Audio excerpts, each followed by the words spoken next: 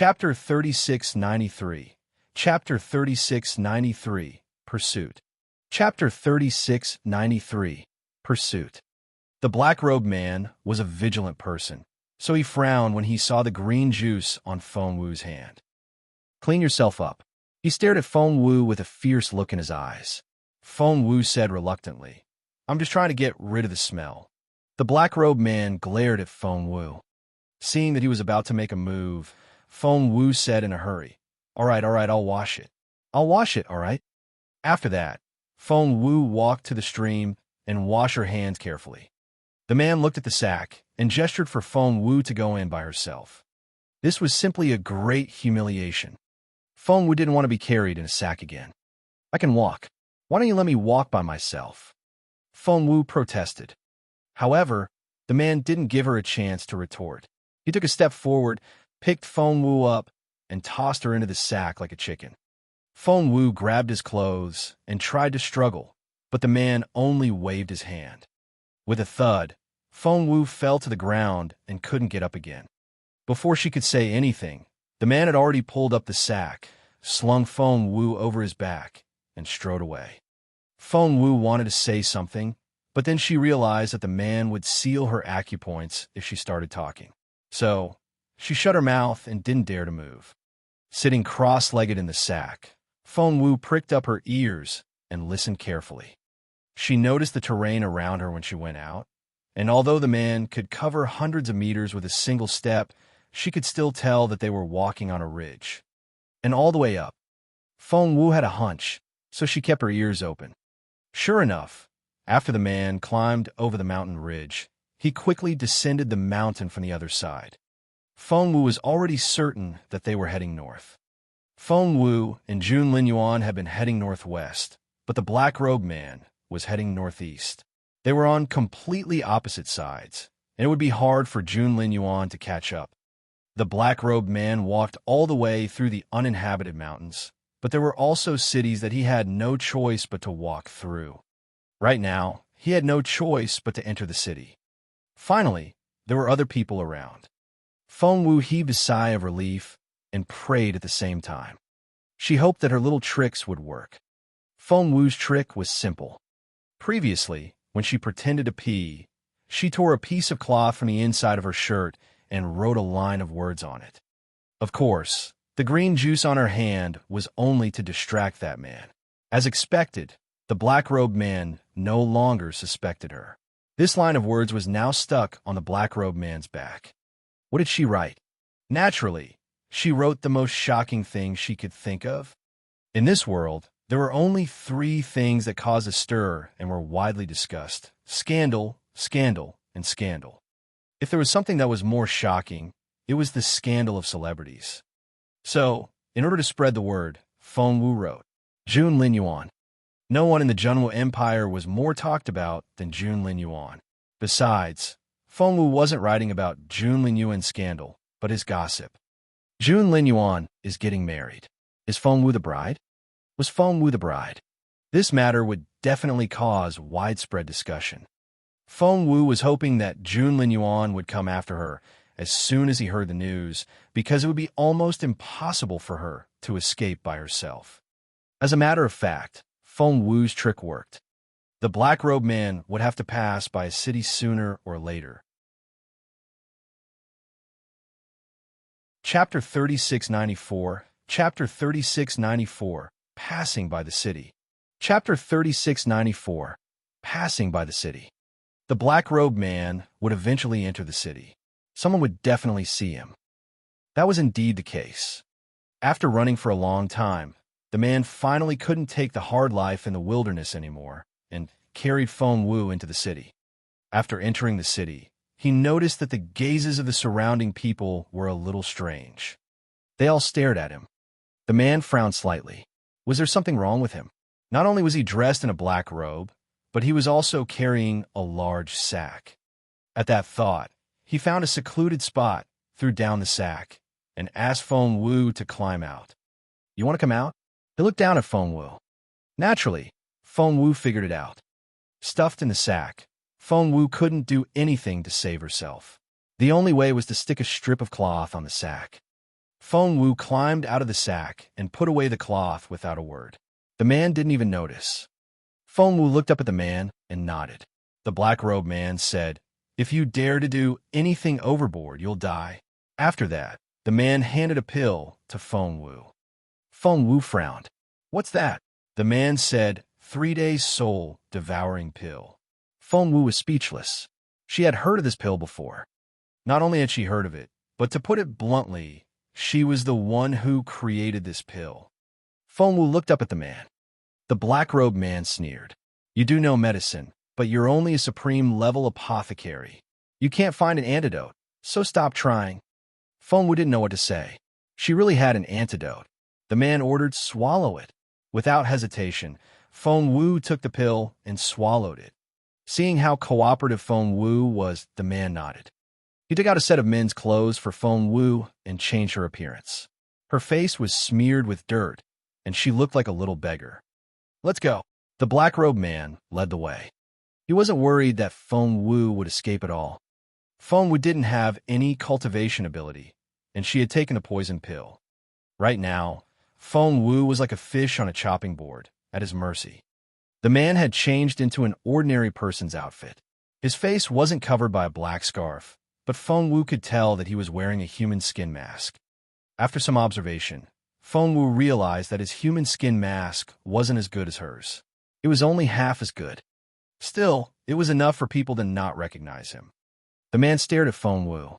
Feng Wu took a step back. "What do you want?" The black-robed man thought for a moment and sneered. "No matter how you hide your face, you can't hide your natural beauty. Forget it, put on a human skin mask." As he spoke, he pulled out a human skin mask and put it on Feng Wu's face. Before that, Feng Wu was a little beggar with a dirty face but good-looking features. However, now that the black-robed man had covered her face up, Feng Wu looked like an ugly beggar with a flat nose, small eyes, and a big mouth. Feng Wu glanced at her face from the pool by the side of the road. One look was enough to make her depressed. "Isn't this too ugly? I don't like it," she protested. However, the man was very pleased with his work. He nodded and said to Feng Wu, "Let's go." As he spoke, the black-robed man swaggered away. Feng Wu had no other choice at the moment, so she could only... Chapter 3695. Chapter 3695. Away for too long. Chapter 3695. Away for too long. Feng Wu had no other choice but to follow him. The black-robed man walked into the bustling area. What he didn't know was that Feng Wu still had a stripe of cloth on her. Feng Wu thought to herself, "Hurry up and spread the word." Once Jun Linyuan heard about it, she would be saved. Many people were staring at Feng Wu's cloth, but she didn't know if it would work. They arrived at a restaurant called the Nameless Residence. The black-robed man might feel that he had run quite far away, so he let down his guard and sat by the window. Feng Wu sat opposite him. When a man wasn't looking, Feng Wu left a mark on the railing. Those were the 2 ugly ducks that Feng Wu had embroidered for Jun Linyuan. She knew Jun Linyuan would recognize them right away. Feng Wu didn't dare to leave too big a mark because the black-robed man was still very wary of her. She would be in trouble if he found out. "Help yourself." Feng Wu didn't feel like a prisoner at all. Instead, she acted like a hospitable host and kept asking the man to eat. The man looked at Feng Wu in amazement. He specialized in kidnapping. Over the years, he had kidnapped quite a number of people, but every person he kidnapped ran for their lives and wouldn't eat anything. The girl was different. She kept drinking, eating, and almost singing loudly. The man in the black robe glared at Feng Wu and reprimanded her. "Be quiet." Feng Wu nodded and sat down in silence. Feng Wu's plan was simple, but it would work. She had to create as many accidents as possible to impress the people around her. That way, it would be easier for Jun Linyuan to find her later.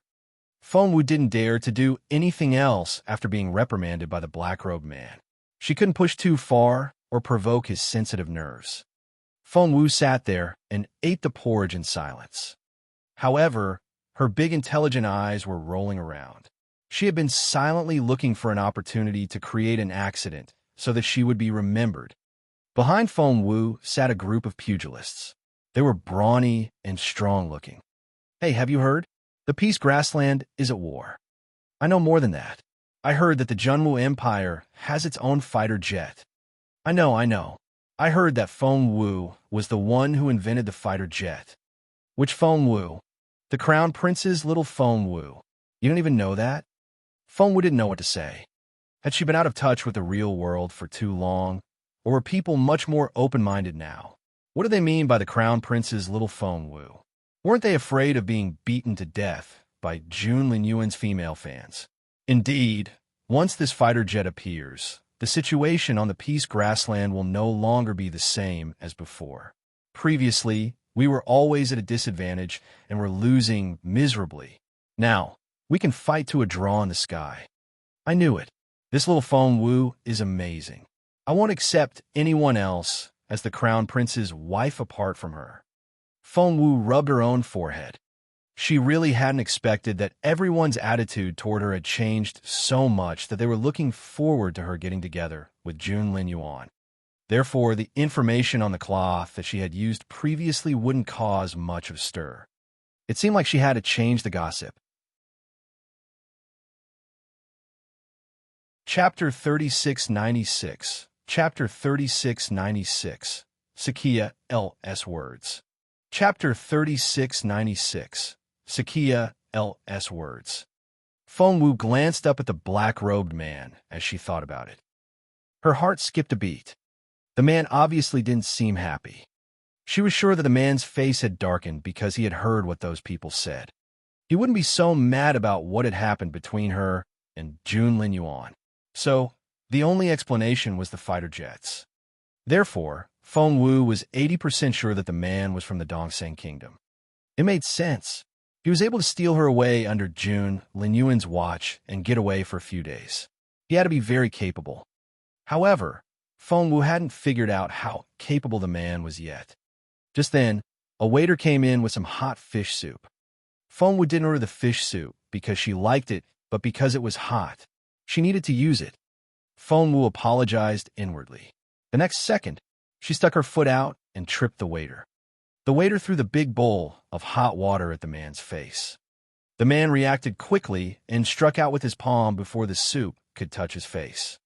He didn't throw the soup at Feng Wu because he would be the one in trouble if she was injured. Therefore, he had no choice but to throw the soup at the people on the other side. Those martial arts practitioners were still chatting happily when something unexpected happened. Caught off guard, the soup splashed all over them, making them jump around in pain. They all turned to stare at Feng Wu's table. The waiter, who had brought the fish soup, was dumbfounded. Feng Wu stepped out and blocked the waiter's way. She then turned to those men and apologized profusely. "I'm so sorry. It was all my fault. I didn't get my leg back and tripped him. That's why this happened. My master was so protective of me that he splashed the fish soup on your face. Please don't blame him. It's not his fault. Should we blame you then?" People in the martial arts circle were very tough to handle because they were all short-tempered. Blood rushed to their heads, and they drew out their swords. After that, the leader bumped into Feng Wu. No one knew how much force he exerted, but Feng Wu flew away before he could touch her. The leader didn't care because the man in the black robe was his target. Of course, he was no longer wearing a black robe. Instead, he was dressed like a native of the Junwu Empire. But he couldn't do anything because if he fought, the special spiritual essence of the Dongseng Kingdom would be detected. The Junwu Empire and the Dongseng Kingdom were fighting in the Peace Grassland. If they found a mysterious Dongseng man in the Junwu Empire, the latter would be in a lot of trouble. As expected, the man was staring at Feng Wu so hard that he could dig a hole in her skin. He regretted letting Feng Wu out. According to the intel, Feng Wu was cunning and full of tricks. Even if they caught her, they couldn't let their guard down. They had to lock her up. That was what Mr. Saki said. Frustrated that he had been tricked by the girl's pitiful look, the man made up his mind. Once this was over, he would do as Mr. Sakia said and tie the girl up. But Chapter 3697. Chapter 3697. A man of the Dongseng Kingdom. Chapter 3697, A Man of the Dongseng Kingdom. However, things turned south before he could carry out his plan. The 5 men were capable cultivators as well, so they wouldn't let it drop after they were splashed with hot soup. Therefore, they went up to the man. The previous black-robed man was now wearing a disguise and looked like an honest old man. He seemed to be an easy target. Feng Wu tried to stir things up and shouted, "Don't go near him. I mean it. Don't go. You'll get beaten up. He's so capable." It would have been fine if Feng Wu hadn't said that. However, those words were enough to embarrass all the other cultivators. The leader patted the man on the shoulder. "Old man, I heard you were very capable. Come, hit me. I'd like to see how capable you are." The others chimed in. "Bring it on. Hit my brother. We'll see how good you are." "Ha ha ha," another man said. "We only wiped out an entire family yesterday. Aren't you afraid?" The man took a deep breath and told himself not to be provoked. However, those cultivators were simply too infuriating. Seeing that the old man wouldn't answer, they became even more relentless. Grabbing Feng Wu, the man frowned and turned to leave. The leader's eyes lit up when he saw Feng Wu's fair wrist. "Hey guys, look at that wrist. It doesn't look right. How can a beggar have such fair skin? Gosh, is she a girl? But she's so ugly. Hey, buddy, don't be ridiculous. Don't you know that there's a medical skill known as disguise? What if the girl is wearing a disguise?" The leader stopped the man right away and asked Feng Wu, "Little beggar, is he really your master?" Feng Wu. She had started the conflict on purpose, and she wanted to make as much trouble as possible. Hence, Feng Wu put on her best performance.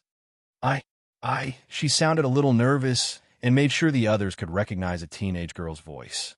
The leader melted at the sound and couldn't care less about anything else. With that soft skin and that tiny voice. Needless to say, the person under that beggar's costume was definitely a beauty. Seeing that things were getting out of hand, the man wanted to leave with Feng Wu, but the leader wouldn't let her. "You human trafficker, put the girl down." The leader was greedy and tried to grab the man. To be able to wipe out an entire clan so easily, these so-called martial arts practitioners were anything but chivalrous. The man was so frustrated that he couldn't control himself anymore. He clenched his right hand into a fist and punched the leader in the chest. There was a loud thump. The man flew backward and smashed into countless tables and chairs. However, he couldn't stop himself and quickly slid backward. When he finally stopped, he spat out a mouthful of blood and fell to the ground. "Brother!" Quite a few men ran toward their brother. Their brother was still breathing, and he pointed at the man. The spiritual essence of the Dongseng Kingdom. As soon as he said that, he fainted. "What?" Everyone was astonished. Chapter 3698. Chapter 3698. News on Miss Feng Wu. Chapter 3698. News on Miss Feng Wu. Everyone was astonished. A man of the Dongseng Kingdom. That lousy old man. By then, the old man had dragged Feng Wu away. "Stop! He's a Dongseng spy. Stop them." Because of the war, everyone was very patriotic. They were excited to see a Dongseng man sneaking around. "Wait, there's a piece of cloth here. What does it say?" Just then, someone noticed a bundle of white cloth on the table and unfolded it. It read, "Feng Wu is being held hostage. A second-generation fighter jet has been stolen by the Dongseng Kingdom." Everyone was shocked when they saw the cloth. What? Feng Wu was kidnapped. That was to say, that little beggar. Have you noticed? That little beggar's hands are so fair and tender. They belong to a girl. So, she's the legendary Feng Wu, His Royal Highness's Feng Wu. Everyone was shocked by the news. It was too big a piece of news for anyone to handle. Soon, the cloth was in the restaurant owner's hand. The owner didn't dare to delay and immediately delivered the news to the Delil 110 Lil 1ES, the mayor's residence. The city they were in was called U City. The mayor of U City was holding a C arrest warrant from the Imperial court. The person wanted was none other than the black-robed man. and Feng Wu herself was missing.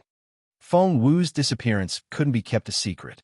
Now that Emperor Wu had heard about it, so did many other important figures. Important documents of the empire could be delivered through special channels without any manual labor. Therefore, it was very efficient. Looking at the decree in his hand, the mayor shook his head and said to his assistant, "Why did we receive this? They disappeared around Yong City. It has nothing to do with our city." The others all agreed. They only read the decree for a moment before putting it aside. Speaking of which, is Miss Feng Wu really His Royal Highness's fiancée? It was Master Tang, Mayor Yu's deputy. Mayor Yu nodded. "I think so. Otherwise, His Majesty wouldn't have activated a special channel to send the warrant to the entire Junwu Empire. It would cost more than a few spiritual stones." Master Tang shook his head. "What a pity. If that kidnapper passes by Yu City, we can use this opportunity to make a contribution. My lord, you may be able to get what you want." Mayor Yu smiled bitterly. "Although it's a good thing for the empire and the people, it'll cost too much. I'm afraid I won't be able to get what I want." Sir Tang smiled bitterly as well. "His Majesty might grant our wishes if we save her, judging by how much he cares about Miss Feng Wu. Miss Feng Wu has always been a very capable fighter. She's the one who has developed all the fighter jets of the Junwu Empire." Mayor Yu was still smiling wryly when someone hurried into the room. It was Mayor Yu's chief steward. "Sir, Mr. Yun of Yunlai," and said he needed an audience. Mayor Yu frowned. He had never interacted with these merchants, so why did the owner of Yunlai and want to see him? "Just say that I'm busy." Before Mayor Yu could finish, he heard a hubbub of voices outside. Many people were talking. "Don't stop me. I have information on Miss Feng Wu. This is a great opportunity. Let me in."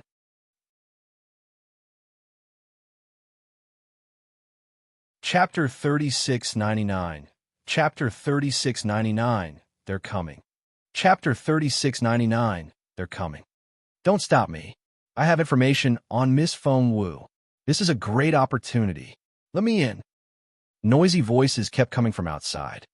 The high-ranking officials of the city were in a meeting, so they all heard it. "News on Miss Feng Wu. Is it about that Miss Feng Wu?" The deputy mayor pointed at the decree they had put aside. Maviyu didn't think much of it first, but he almost dead to his feet when he heard those words. The next second, he was out the door. He wasn't the only one. With Mayor Yu gone, the others couldn't sit still anymore. Hence, they all ran out of the room. Mayor Yu grabbed the owner of the restaurant, who was stopped outside. "Mr. Yin, what did you say?" Without another word, Mr. Yun handed a piece of cloth to Mayor Yu and said loudly, "I know where Miss Feng Wu is." "Yes, that Miss Feng Wu." Seeing the strip of cloth, Mayor Yu asked anxiously, "What's going on? Tell me." By then, Mr. Yun had caught his breath.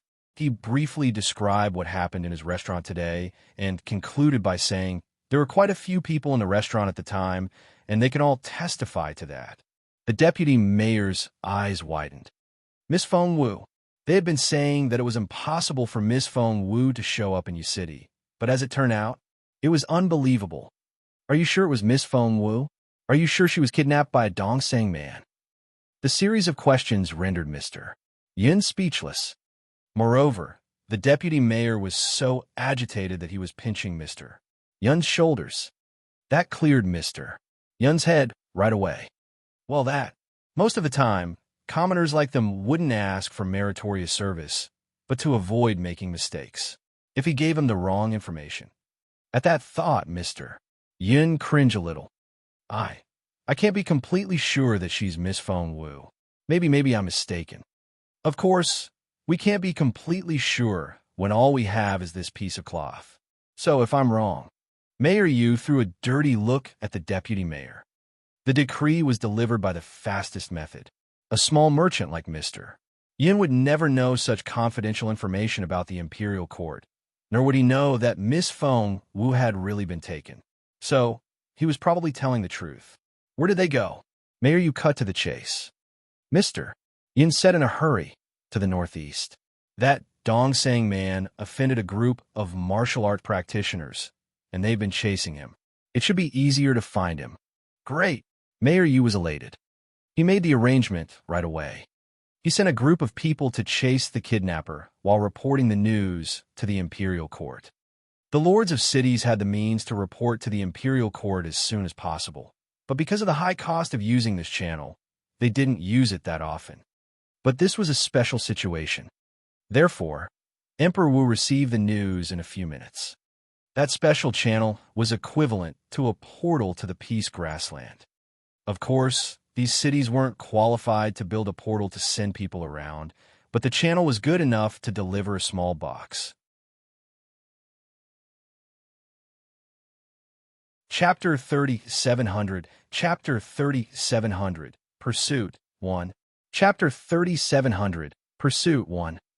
Therefore, Mayor Yu quickly reported the situation here. He also sent the cloth foam Wu had left behind. The Empire wouldn't think much of it if there was only Mayor Yu's report, but that strip of cloth was a different story. Soon, it reached Jun Linyuan. Feng Wu didn't expect that the cloth would reach Jun Linyuan so soon. Right now, she was being carried away by the man. The man was obviously angry, so he was very rough. In the end, the man threw Feng Wu into a pool in a valley. Caught off guard, Feng Wu took a few gulps of water. She wished she could dive in and swim away. Unfortunately, she was in a pool and couldn't get anywhere. Wait, Feng Wu suddenly realized that although it was a pool, there seemed to be a hidden river at the bottom. She was thrilled. However, before she could get excited, a big hand reached into the pool, grabbed her by her hair, and pulled her out. He then tossed her into the mud. Poor Feng Wu. She had been thrown into the mud and was covered in dirt. The man knew that he had sealed up Feng Wu's ability, so he didn't exert much strength. Otherwise, Feng Wu would have been dead by now. Even so, Feng Wu still hit her head on a rock and was bleeding. She glared at the man. Crouching down, the man met Feng Wu's gaze. There was a murderous look in his eyes, and he looked like he was going to lose his temper. "Kiddo, you did it on purpose." It wasn't a question, but a statement. Feng Wu covered her forehead with a handful of mud. That way, she could stop the bleeding. She glanced at the man and said innocently, "What do you mean by that? You're abusing me for no reason. You're mistreating a hostage." The man snorted. Instead of replying to Feng Wu, he went on with what he had just said. "Do you think someone will come after you just because you make a noise here? Kiddo, you think too highly of yourself. It's just a little noise. Nothing will happen. So what if Jun Linyuan hears about it in the end? It'll be a long time before he gets here. As for the others, they'll only get themselves killed. Do you know what you're doing to them?" The man sneered at Feng Wu. "Tisk TSK. Do you really think you can keep such a petty trick from me?" Feng Wu wasn't scared, but she still looked as pitiful as ever. It was a very useful disguise. She gave him an aggrieved look. "I have no idea what you're talking about." She burst into tears as she spoke. The man almost choked. He had scolded her and even hit her, but the girl was crying. Was this girl really the evil Feng Wu that made many Dongseng Kingdom people tremble with fear? Was she really the girl that even missed her? Sakia was intimidated by. He wondered if he had caught the wrong person. The man looked at the poor girl crying in front of him and felt a headache coming on. However, he couldn't care less now that he had caught her. The man stared at Feng Wu. "Why are you crying? Your tears won't change anything." The man didn't know what to do. The Dongseng Kingdom had been doing fine, but the Sun Castle was suddenly destroyed, and Night Owl was still bedridden. Chapter 3701, Chapter 3701, Pursuit 2. Chapter 3701, Pursuit 2. According to Mr. Sakia, Feng Wu was the culprit. The man stared at Feng Wu and scolded her. "Stop crying." The girl was supposed to be someone who could give General Shui Jibei a hard time, so she had to be tough. As it turned out, the girl stopped crying as soon as the man threatened her. She stopped crying and looked at the man with teary eyes. She was such an innocent and pitiful girl. The man wondered if he had caught the wrong person again. "Are you really Feng Wu?" He stared at Feng Wu. Feng Wu put on a long face. "Can I say that I'm not?" The man said, "Are you the culprit behind all the chaos in Sun Castle?" Feng Wu said, "Maybe not." The man threw a dirty look at Feng Wu. What was that supposed to mean? "Stop pretending. It has to be you." The man snorted. "To tell you the truth, capturing you is the unanimous decision of the Dongsang Kingdom. You won't get away." Feng Wu put on a long face. "Is everyone in the Dongsang Kingdom trying to catch me?" The man nodded. Feng Wu was confused. "But why?" The man said, "Because of something, mister." Sakiya said. Feng Wu asked, "What did he say?"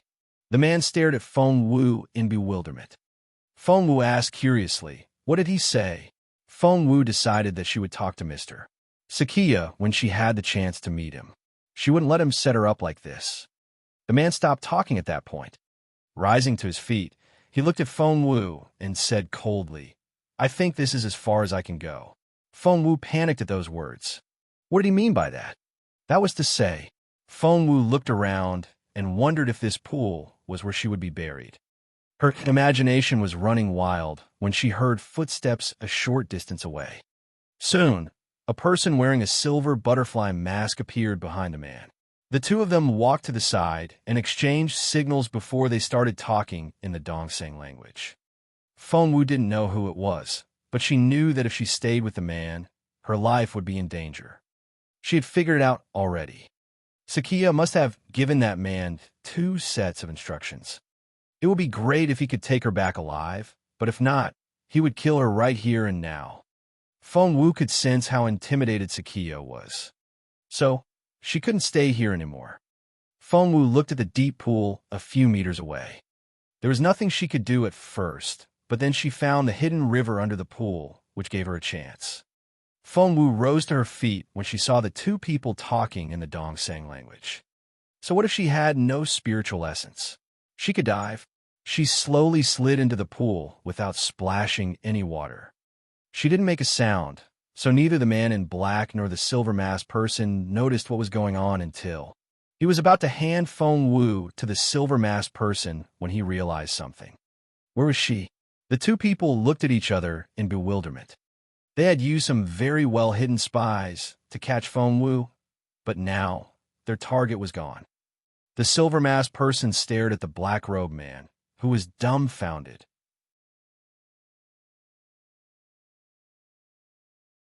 Chapter 3702. Chapter 3702. Recover her power, 1. Chapter 3702. Recover her power, 1. The silver-masked person stared at the black-robed man, who was dumbfounded. Where is she? The silver-masked person stared at the man. The man was very powerful, but his voice was trembling when he spoke. She was just here. The silver-masked person quickly walked up to the pool and examined the ground. Soon, the person noticed something. She's in the pool. After that, the silver-masked man jumped into the pool. With a stern look on his face, the black-robed man rushed into the pool without another word. Feng Wu felt the cold water in the pool. But she had no other choice now. She had to run for as long as she could. Jun Linyuan would definitely come for her. She headed directly for the river at the bottom of the pool. She didn't know where it led to, but she decided to run first. Feng Wu almost fainted when she dove into the cold water. Luckily, she was a water element cultivator. Wait, Feng Wu realized that she began to feel the spiritual essence in her body. That was to say, she was gradually recovering. At that thought, Feng Wu felt that there was hope again. Feng Wu activated her spiritual essence as she swam in the underground river. She didn't have much spiritual essence at this point, because she had only just recovered and was only at the spiritual master stage. Come on, Feng Wu said in her head. The river was so dark that one couldn't see their own fingers. Because of that, her hearing became much more acute. All of a sudden, Feng Wu heard a faint noise behind her. Soon, there was another faint sound. Feng Wu frowned. Were those 2 people chasing her already? As expected, someone cried out a short distance away. There's a hidden river down there. They were even able to speak in the water, which wasn't something just anyone could do. Feng Wu was certain that Jun Linyuan was capable enough to do that. Were they both at Jun Linyuan's level? That thought frustrated Feng Wu. However, No matter how frustrated she was, her top priority now was to get away. It was obvious that the man wanted to kill her. Run, run, run. Just then, the black-robed man said, I think that girl is right ahead of us. The silver-masked person asked, Can you still sense her? The black-robed man nodded. I've marked her. I can sense her wherever she goes. After a pause, he went on. It was Mr. Sakia's idea. He said that the girl was as slippery as a loach and could run away at any moment. He was right. She slipped away in no time. The silver-masked person said, We'll kill her when we catch her. The black-robed man said, That's what I thought. What they didn't know was that because of the echo, Feng Wu could hear everything they said. Feng Wu was several kilometers away from them. She was furious. They would kill her when they caught her. I'd like to see you catch me. Taking a deep breath, Feng Wu activated her spiritual essence again. When her spiritual essence was back, Feng Wu could open up her ring space again. She had some blood origin crystals with her, so she bit one without hesitation and let the dense spiritual essence rush into her dantian.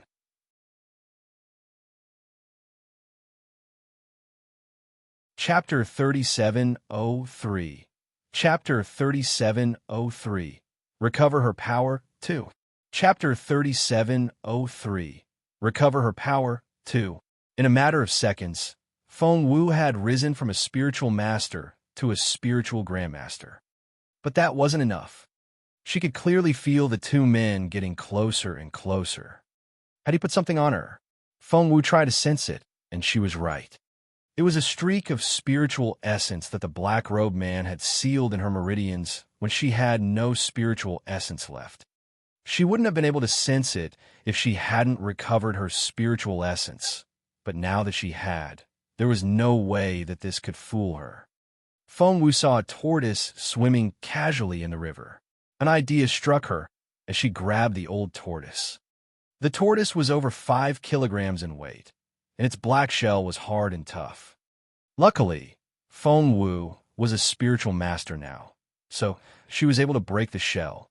Feng Wu extracted the black-robed man's spiritual essence and injected it into the old tortoise. The old tortoise cringed, fearing that Feng Wu would do something to it.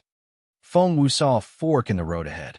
The fork was much smaller than the main one and was only wide enough for one person to get through.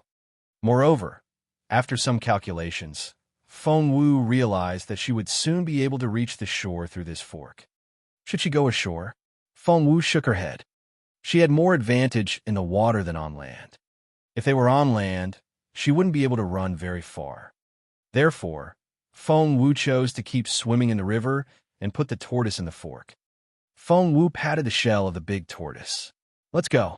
It's best if you can lure both of them away from me. Although deep down, Feng Wu knew that it was impossible. Feng Wu would feel so lucky if one of them was lured away. After releasing the big tortoise, Feng Wu moved faster in the river. Maybe fate was on Feng Wu's side as well. In a matter of minutes, Feng Wu had risen from a spiritual grandmaster to a spiritual elder. But those two people were so powerful that a spiritual elder would do nothing to them. The water was flowing faster and faster. Feng Wu felt a tightness in her chest and almost spat out a mouthful of blood. But deep down, she was over the moon. Let the current move faster. Otherwise, they would soon catch up with her. Meanwhile, the two people had indeed reached the fork in the river. They saw the two paths in front of them. One was the main branch of the underground river, and the other one was the fork. They looked at each other with brooding looks in their eyes. If the girl really got away this time, and the higher-ups blamed them, they would probably have to take their own lives. The black-robed man said decisively, "Let's split up." After that, he wanted to swim into the fork. The silver-masked person stared at him. "Can you sense her going that way?" The man said, well, he wished he hadn't shared that piece of information. The person with the silver butterfly mask said, "You go that way then?" The black-robed man asked, "Are you going to let me take all the credit?" The silver-masked man said, "I don't want any meritorious service, but I don't want to make mistakes." The black-robed man immediately took the hint. A useless girl with zero cultivation ability had slipped away right under their noses. If word got out, the two of them would be so humiliated that they would have to kill themselves even if Mr. Sakia didn't punish them. All right, I'll kill her when I catch up with her. I won't take her back to the Dongsang Kingdom. It'll be a long journey. I'm sure she'll run away again.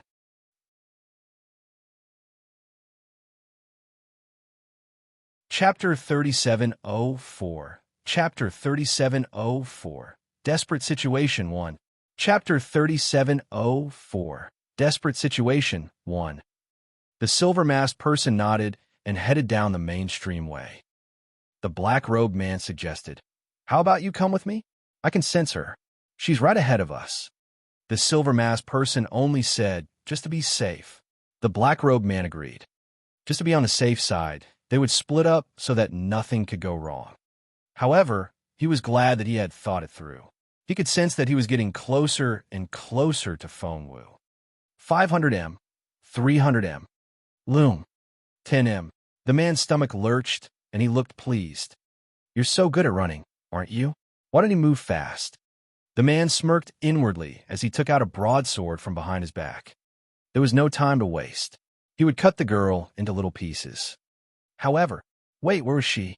The man realized in amazement that the girl wasn't there. But he could sense her. Was that her ghost? The man's stomach lurched. However, he was a capable cultivator and didn't believe much in ghosts. In the end, he found a big turtle buried under the mud. The man didn't know what to say. The big turtle was just unlucky. Having been caught by Feng Wu once, it was so sacred that it hid in the mud, but the man dug it out again. Sensing the spiritual essence he had buried in Feng Wu in the turtle, the man was speechless. He frowned. "That girl has found out about my spiritual essence, and she had removed it. That is to say, the girl has broken her confinement. Has she recovered her spiritual essence?" The more he thought about it, the more convinced he was. What a cunning girl. How could she run away in a situation like this? However, the man smirked. "Even if you're back to your peak state, you still won't be able to withstand a single strike from us. You're not going anywhere." The man abandoned the unlucky turtle and headed for the mainstream way. But he soon stopped. That didn't make sense. With the girl's intelligence, how could she have such a simple plan? Although there was only a big turtle here, maybe she had left it here on purpose so that he would go the other way. Maybe she was right ahead. Since his colleague was already on the other route, the black-robed man decided not to turn back. Instead, he kept moving forward. This time, the man was genuinely infuriated. Blue veins popped on his forehead, and he looked like he was going to explode. All he wanted was to catch Feng Wu. However, for the time being, he wouldn't be able to find Feng Wu anywhere nearby. The silver-masked person, on the other hand, followed Feng Wu down the main route. The undercurrent grew stronger, but it didn't stop the man. Instead, he picked up his speed. The distance between them grew shorter and shorter. They were kilometers apart at first, but now, he was only a few hundreds of meters behind Feng Wu. "That person is coming after us." Feng Wu heard a familiar voice in her head. It had to be Little Phoenix. Feng Wu was excited. "You're awake." Little Phoenix was very anxious. "That man is very capable. Although he's not a spiritual saint yet, he's definitely a peak spiritual overlord. Did you offend him?" Feng Wu had lost contact with Little Phoenix before, so it knew nothing about what was going on.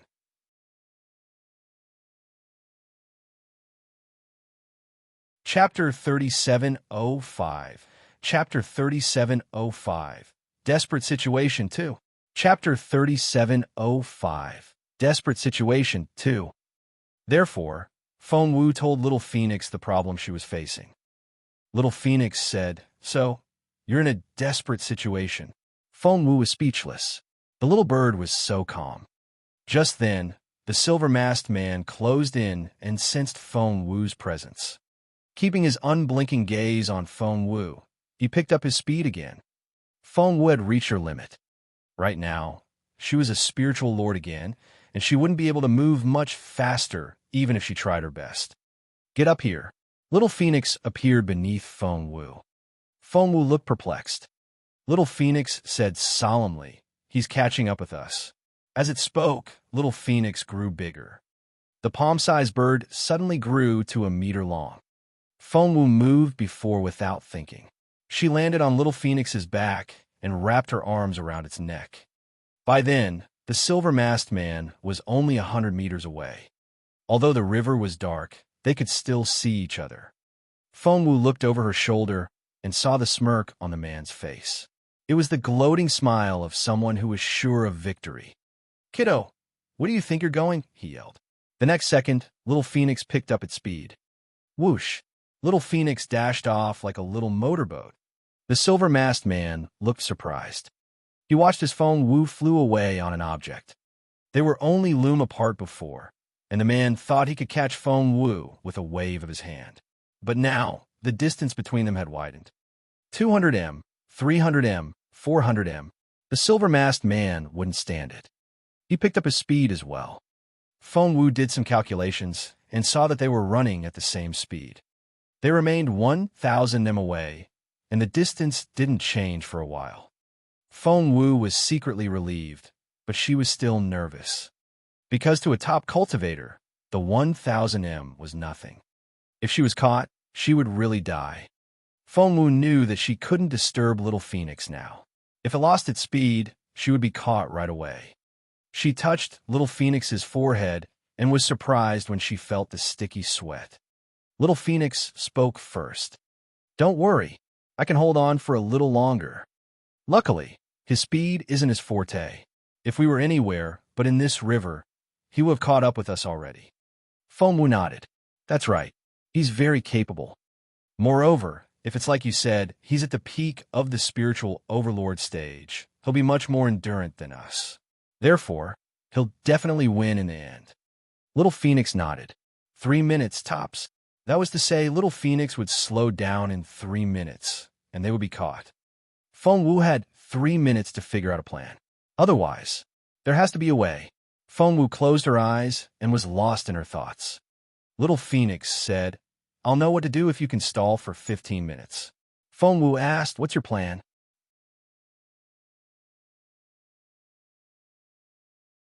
Chapter 3706. Chapter 3706. Desperate Situation 3.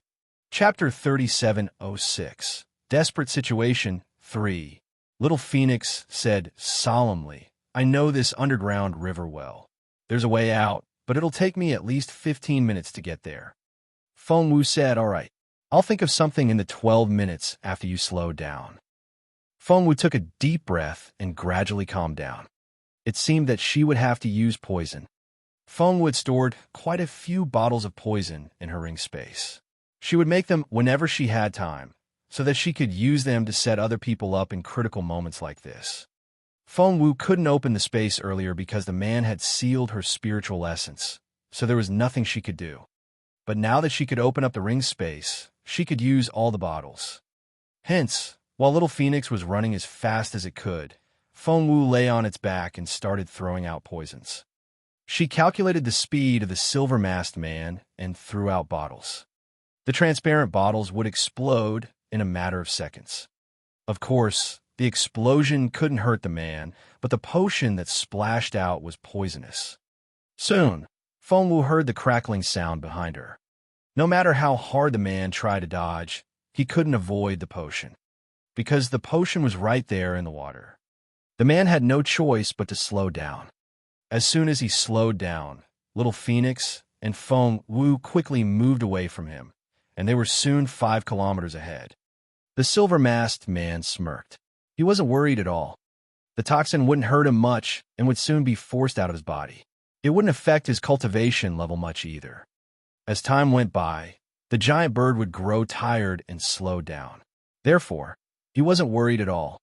"I'd like to see how many bottles you have and when you'll run out." The man smirked. As expected, there were no more bottles after a while. The man grinned. "I knew she wouldn't last much longer." Hence, the man picked up his speed and closed the distance between them again. 3 kilometers, 500 m. When they were loom apart again, Fengwu started throwing out bottles again. She couldn't control the time of the explosion from afar, but she could do it from a few hundred meters away. Explode! Feng Wu threw out poisonous bottles one after another. The man with the butterfly mask was speechless. He already knew what kind of bottles they were, so he didn't think much of them and waved the water away. However, this time, the silver-masked man let his guard down, but he didn't notice the steel needles shooting out of one of the bottles after it exploded. Most of the needles were brushed away, but some still stuck into him. There was even a needle in his eye. The silver-masked man screamed. It was really painful. He choked on a mouthful of water. It wouldn't be so bad if it was just ordinary water, but it was poisonous. The man rose to the surface and spat the water out. By then, black water was coming out of his eyes. It's poisonous. The man removed the tiny needle, his face contorted with rage.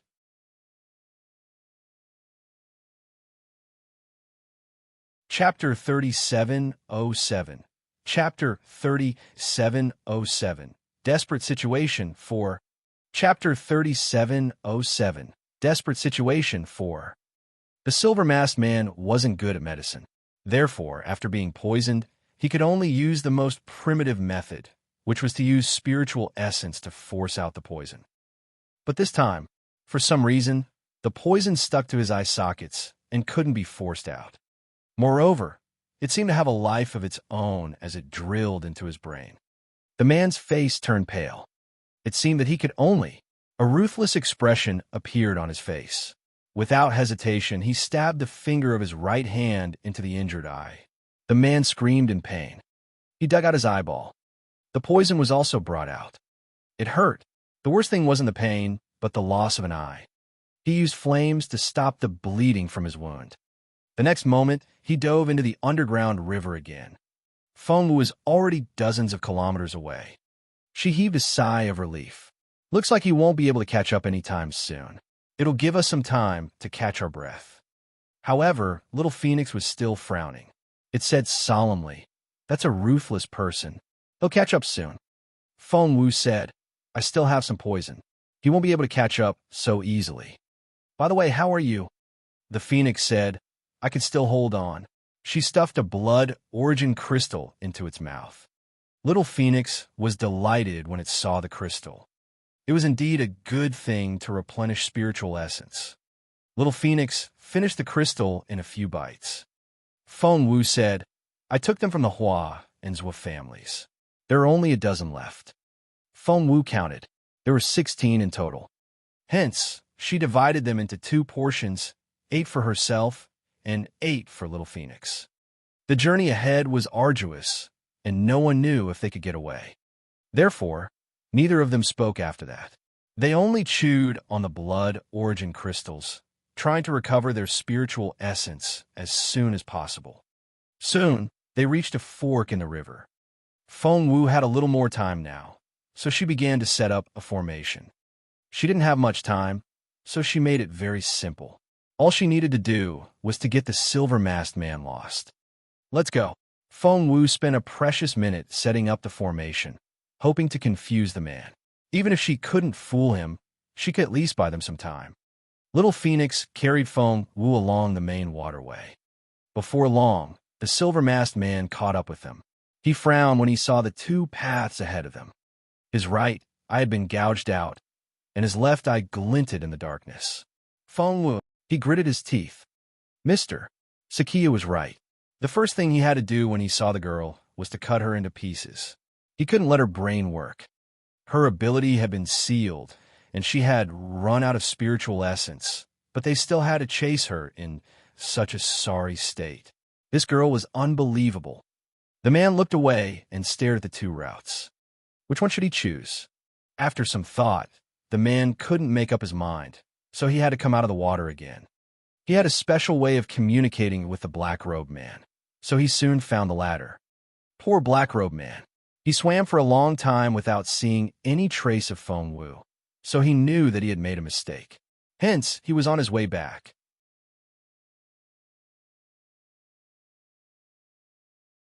Chapter 3708. Chapter 3708. Escape 1. Chapter 3708. Escape 1. The black-robed man ran into the silver-masked man on his way back. He frowned when he saw the latter. You've lost her too. The man with the butterfly mask said, "Come with me." The black-robed man frowned. "Why should I go with you? You don't have her." The silver-masked man said, "I know where she is." The black-robed man's eyes lit up. "Where?" The silver-masked man said, "Just come with me." This time, the black-robed man didn't say another word. He followed the silver-masked man and swam very fast. Soon, they reached the fork in the river. The black-robed man was frustrated. "Why are there so many forks again? I can't believe it." The silver-masked man looked at him. "She was right in front of me, and I almost caught her a few times, but she's so cunning," he said angrily. "She slipped away from me every single time." The black-robed man agreed with him. "I caught her a while ago, but she still managed to get away. I can believe it." He suddenly noticed the silver-masked man's eye. "Your right eye." The silver-masked man felt so humiliated. He asked coldly, "Which one do you want to choose?" The black-robed man was still trying to figure out what was going on in his eye. "Did that girl poison your right eye?" The silver-masked man flew into a rage out of humiliation. "Go back to your fork." After that, he turned around and swam toward the main waterway. The black-robed man knew that he was right. His friend had really been poisoned by the girl. "Although you're not as capable as I am, you're still a capable cultivator. However, Uremia ko kakn agurorna mangana were poisonia diwaina." How humiliating. The silver-masked man was frustrated and didn't know what to say. He ignored the man and kept rushing forward. The black-robed man stopped him. "Hey, wait."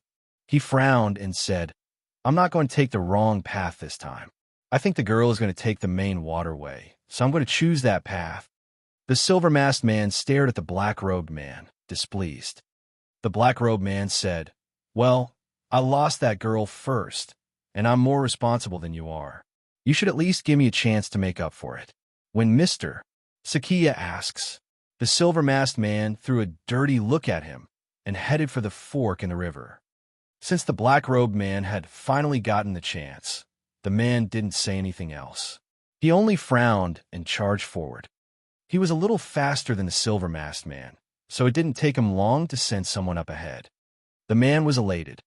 The chance of finding another living person in this river was very slim. It had to be that girl. At that thought, the man was elated. "You brat, just wait and see. Once I catch you." The next second, little Phoenix sensed his presence as well. A chill ran down its spine, and it picked up its speed again. Feng Wu sensed it right away and asked, "Are they coming after us again?" Little Phoenix nodded.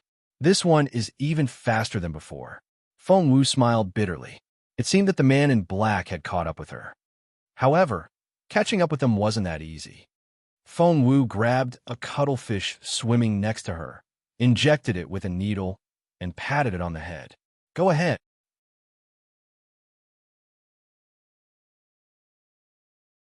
Chapter 3709. Chapter 3709. Escape 2. Chapter 3709. Escape 2. The cuttlefish was still trying to figure out what was going on when it ran into the man in black. The man didn't know what was going on.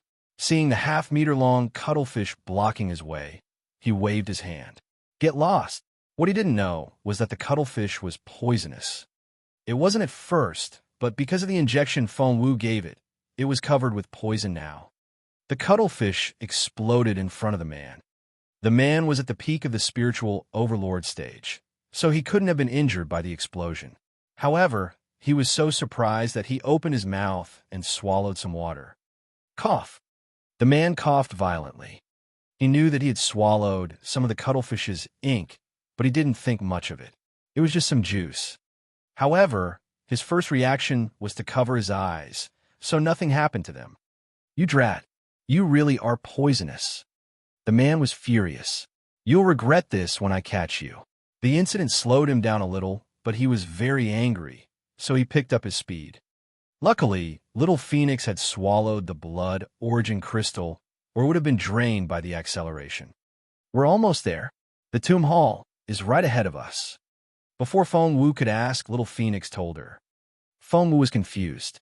"What's that?" Little Phoenix said, "I'll tell you later. This hall can at least stall him for a while." After that, Little Phoenix shouted, "Hold on." Feng Wu wrapped her arms around Little Phoenix's neck. The next moment, Little Phoenix jumped out of the water and landed on the bank. Looking up, Feng Wu saw a hall. The building was so tall that one couldn't see the top. The walls were so wide that one couldn't see the end of it. It was enormous. Standing in front of the hall, Feng Wu felt so tiny. "This is the biggest hall I've ever seen." Feng Wu stared at it. There was such a hall by the river. By then, Little Phoenix had used its last strength to get Feng Wu out of the river. It was too weak to move, and its meter-long body was shrinking rapidly. In the end, it shrunk to the size of a fist. Panting, Little Phoenix told Feng Wu, "Quickly, hide in that hall. Maybe you'll save our lives." After that, Little Phoenix fainted. Feng Wu knew that Little Phoenix was exhausted, so she carefully picked it up and put it away in her ring space. She found the door Little Phoenix showed her. There was a small hole in the side of the hall. Feng Wu was confused. Where did this hole come from? Why did it look like a dog's den? However, it wasn't easy to get in, for the opening was sealed. Luckily, Feng Wu had some corrosive potion with her, so she was able to quickly make a hole wide enough for her to go in. Feng Wu was only halfway in when the black-robed man jumped out of the river. He looked around and couldn't hide the excitement on his face. Is that the legendary Immortal Palace? It's said that countless capable cultivators of the current generation have entered the hall. It's said that Master Mu Jiuzhou, the only ruler of this continent, is buried there.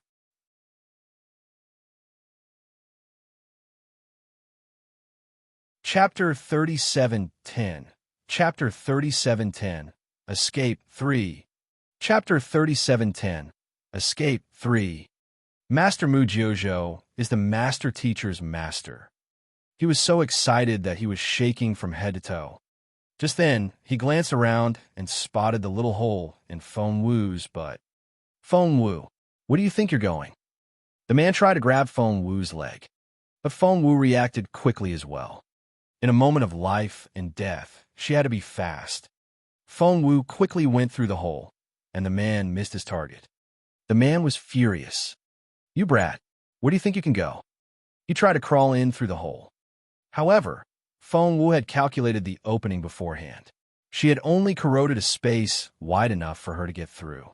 As for the man in black, he was too big to get in. The man wanted to break down the door, but it was made from some unknown material, and he couldn't break it no matter how hard he tried. Inside, Feng Wu made faces at him. The man was furious. Feng Wu ran away after making the face. She knew that the door wouldn't stop the man. He would come in eventually. Therefore, her top priority now was to get into the hall and run as fast as she could. It was a spacious square paved with white marble. Seeing the white jade brick of the same size, Feng Wu didn't rush toward the main hall. Instead, she carefully observed her surroundings. She was right. There was a trap. If she stepped on the wrong brick, she might trigger the hidden trap. At her current level, she would be killed in no time. Luckily, she was good at formations. Pressing her fingers together, she tried to deduce the formation in her head. It was the 9-layered maze formation. The formation would trap people here so that they wouldn't be able to leave the square. They would keep walking until they died of exhaustion. It wasn't easy to get out. After figuring out the right path, Feng Wu began to walk with her eyes closed. If one opened their eyes, they could easily make a mistake because the most impressive thing about this formation was that it could confuse one's eyes. Feng Wu covered her eyes with a black cloth, and it took her 15 minutes to walk from the square to the main hall. Feng Wu only let out a breath of relief when she stepped into the hall. By then, her forehead was covered with sweat. Wiping away the sweat on her forehead, Feng Wu heard some noise behind her. Turning around, she saw the black-robed man come in. The silver-masked man came in with him. She had no idea how the two men got in, but they were already there. They looked up to find Feng Wu standing outside the main hall, and their eyes went bloodshot red. They wanted to fly to Feng Wu's side right away. But reality surprised them, because when they rushed in, they realized that they couldn't control where they were going.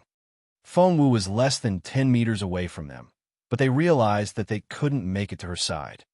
They kept walking and even ran as fast as they could, but they still couldn't get within 10 meters of her. Only then did Feng Wu let out a breath of relief and waved at them. "Stop! Stop right there!" Seeing that Feng Wu was leaving, the black-robed man shouted at her. Feng Wu smiled at them. "Don't worry about chasing me. Just stay here. Stop right there." The black-robed man was furious.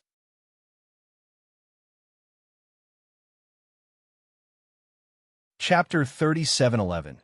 Chapter 37:11. Escape 4.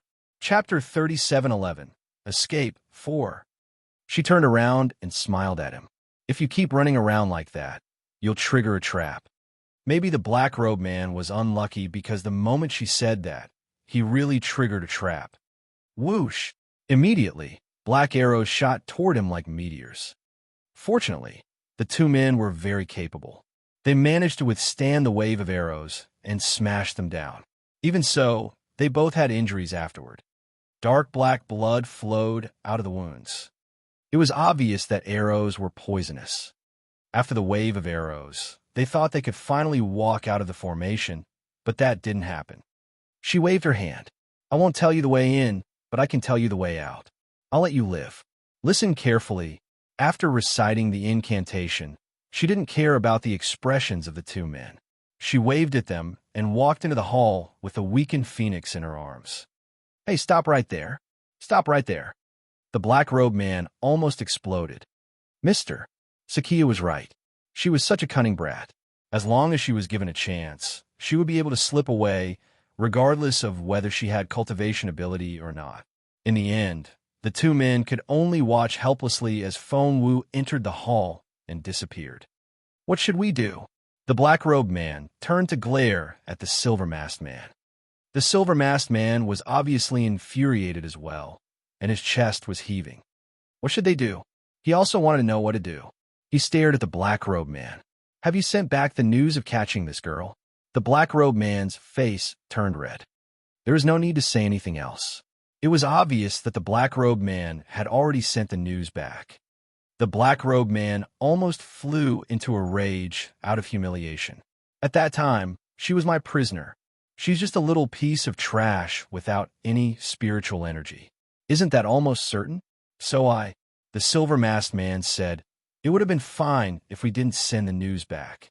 Now that we did, we've also lost her. Will we be able to live if we go back?" The black-robed man said, "If we're going to die, why don't we catch that girl first? That way, we can atone for my crime. Plus, even if we're going to be punished, we can take that girl down with us."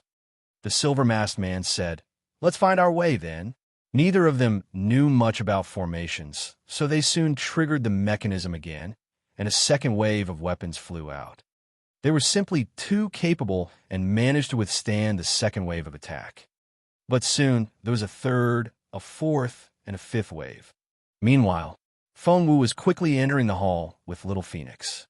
"Why did you tell them the way out?" Little Phoenix asked grumpily. Feng Wu looked around as she answered Little Phoenix. "If they're unlucky enough to trigger another wave of hidden weapons, their morale will weaken in the end. Maybe they'll give up." Little Phoenix shook its head. "You underestimate the Dongsang people. They won't give up." Feng Wu said, "Even if they don't, we've walked so far ahead of them. It won't be that easy for them to catch up with us."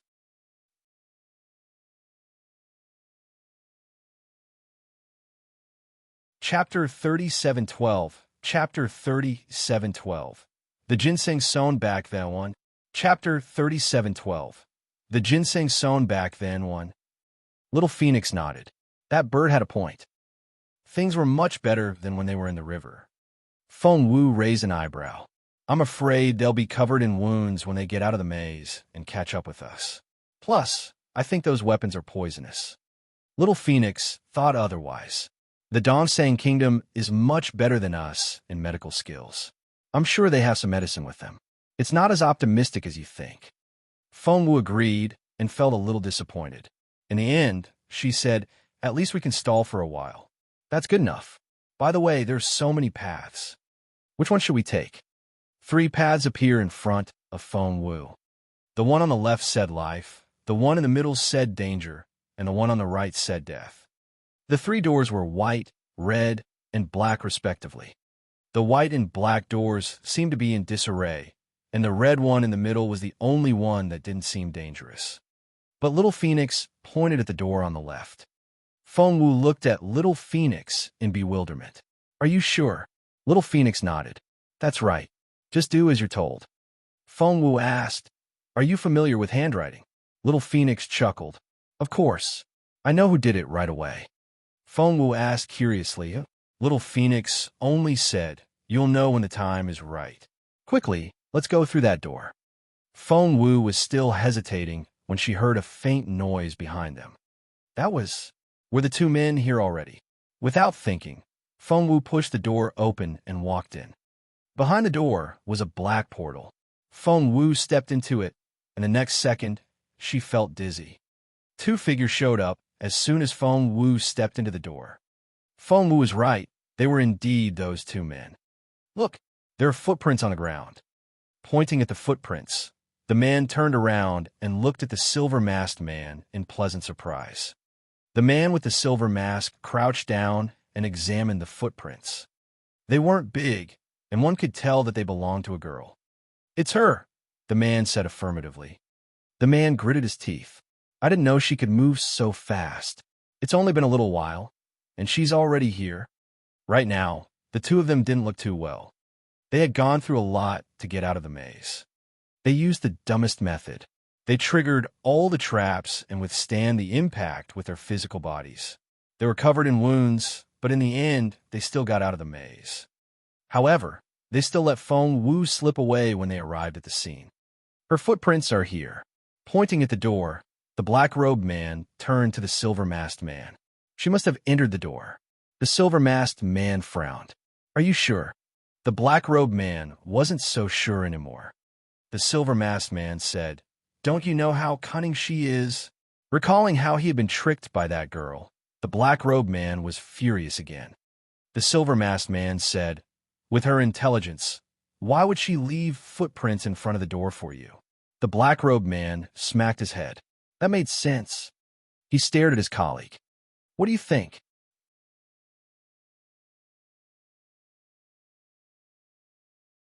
Chapter 37:13. Chapter 37:13. The ginseng sown back then too. Chapter 37:13. The ginseng sown back then too. The silver-masked man rubbed his chin and was lost in his thoughts. The black-robed man prompted him. "Tell me, which door do you choose?" The silver-haired masked man said, "The life door is a possibility. What if she's trying to set us up? What if she went through that door, but she's leaving a trail behind so that we'll think that she has taken another route? Although this door is marked with the word danger, it feels safer than the two doors on either side. Therefore, it's very likely that she went this way. The death door looks so creepy that no normal person would go in, but what if the girl thinks that we won't pick it and chose it on purpose? So that's possible too." The black-robed man stared at his colleague. "Which one should we choose, then?" The silver-masked man couldn't make up his mind either, and he was frowning. The black-robed man asked, "Have you made up your mind?" The silver-masked man shook his head. The black-robed man frowned. "I don't think we should try to set her up. Even 100 people put together won't be able to do that, and she'll lead us astray. So, we should use the dumbest method." The silver-masked man asked, "What's that?" The black-robed man said, "Let's leave it to fate, and we'll choose whichever one it tells us to choose." The silver-masked man asked, "What if it's wrong?" The black-robed man said, "So be it. We'll choose another one after you come out." The silver-masked man thought about it and agreed. By leave it to fate, the black-robed man was referring to the lucky draw. One couldn't tell if he was lucky or not, but he picked out the note that said life. The silver-masked man said, "If you choose life, I'll choose danger. If we don't find any trace of that girl, we'll go into the death door together." The black-robed man nodded. "Let's do it." After that, they stepped into the door they had chosen. Feng Wu stepped on the black portal as soon as she entered the door. When she realized what had happened, she was in a snowfield. The wind was chilly. Feng Wu sneezed right away. It was freezing. "Where am I?" Feng Wu cringed. The wind was so cold that it felt like blades on her face. The pain was unbearable. Little Phoenix stuck its head out of Feng Wu's arms and looked around curiously. Wait, Little Phoenix looked suspicious. Feng Wu asked, What? What's wrong? Little Phoenix scratched its head. This isn't what I remember. I remember this place used to be like spring all year round. The weather was warm, the birds sang, and the flowers smelled nice. Why is it snowfield now? Feng Wu stared at Little Phoenix. Are you sure you remembered it correctly? Maybe we should take the danger or death door instead. Little Phoenix hesitated. Could it be? The look on its face gave Feng Wu the creeps. Have we chosen a wrong door? Little Phoenix put on a long face. I can't say. I really don't remember anything. Feng Wu said, Weren't you so confident when you told me to go this way just then? Little Phoenix felt a pain in its chest. But after so many years, I don't even recognize this place anymore.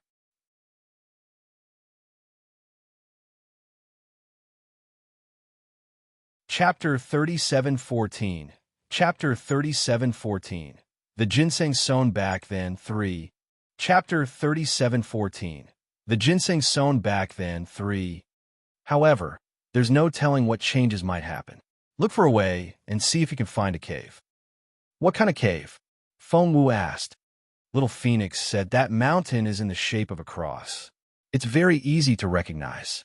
Take a look. Feng Wu wasn't standing very high up yet, and she could see a steep mountain peak ahead of her. She stuffed Little Phoenix in her chest pocket and rubbed her hands. I'll go to the top and have a look. I can see further from there. Little Phoenix was concerned. Are you sure you can do it? Feng Wu said, I'm a spiritual lord now. This mountain won't be a problem for me. Little Phoenix felt a little guilty. If I can recover, I won't need you to climb up and down. If you can find the cave, I'm sure I can recover. Feng Wu didn't have much hope, but she still comforted Little Phoenix. Don't worry, I'll find that cave for you. Feng Wu started climbing with her bare hands. It was already very difficult to climb up this steep slope. To make it worse, it was covered with layers of ice. The snow seemed to have frozen over for thousands of years and was slippery. Luckily, Feng Wu wasn't just any ordinary girl. She had a dagger with her, and when she needed it, she could use it to climb up the mountain. She quickly climbed up the mountain that was thousands of meters high. Standing on a mountain peak, Feng Wu looked into the distance. They were in a snowfield, and there was no cover, so Feng Wu could see very far. A cross-shaped mountain. Feng Wu narrowed her eyes and looked around, but she didn't see anything on the first try. Little Phoenix was dumbfounded when it heard the news. No, I can't believe it. What about all the ginseng I planted back then? Have they all gone missing? Little Phoenix pressed a hand to its chest, feeling uneasy. By the look of it, it was worse than taking its life. Feng Wu looked at the bird in resignation. She had to admit that the bird was very good at hiding things. It had done it last time, and it had done it again this time. Her eyes lit up all of a sudden. I see it. There's indeed a mountain in the shape of a cross to the northeast, but the protruding part has been eroded by the wind, and there's only AT left. That was why she didn't notice it at first glance. Little Phoenix was thrilled and told Feng Wu, Quickly, let's go. Feng Wu knew that anything that could be hidden by the bird had to be good stuff, so she picked up Little Phoenix and ran in that direction. The mountain didn't seem very far in the snowfield, but one wouldn't know how far it was until they started running. It didn't seem to get any closer. When Feng Wu reached the mountain, it was 4 hours later. Little Phoenix said, Climb. When you're 5,000 meters up, you'll see a protruding rock.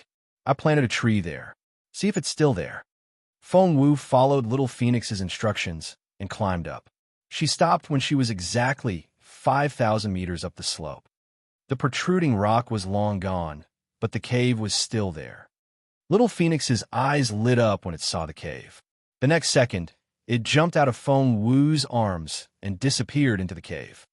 Slow down. Slow down. Feng Wu ran after the bird as well. The cave was pitch black at first, so dark that one couldn't see their own fingers. However, it didn't last long.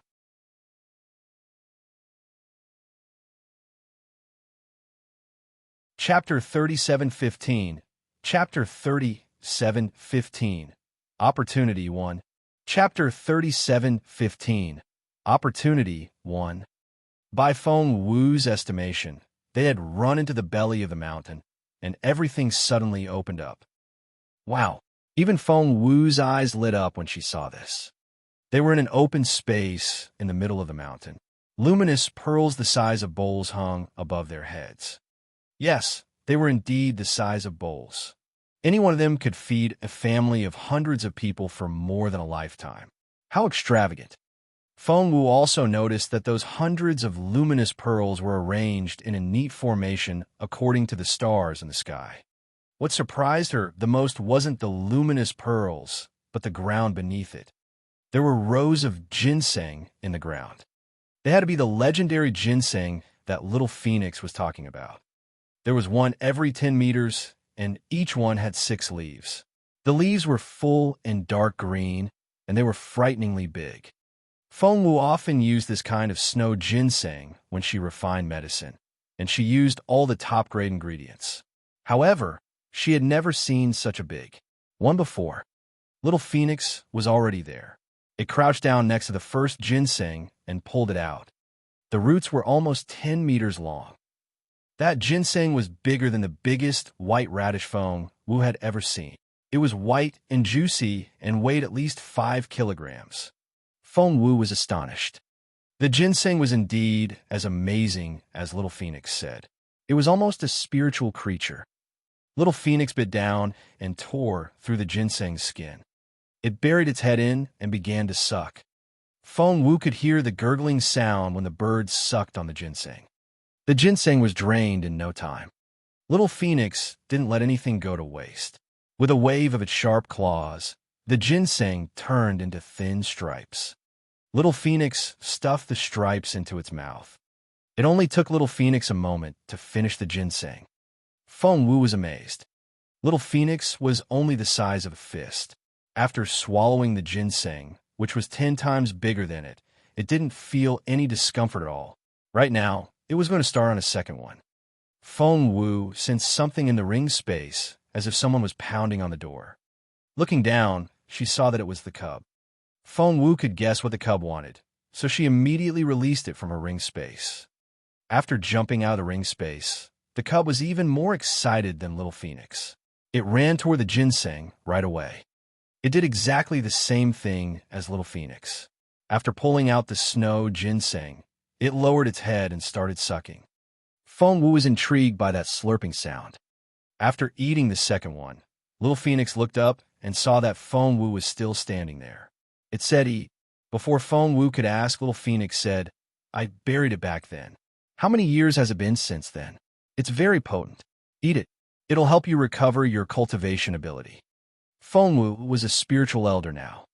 A spiritual elder could be considered a capable cultivator anywhere else, but Feng Wu was being chased by 2 peak spiritual overlords. So, a spiritual elder was nothing.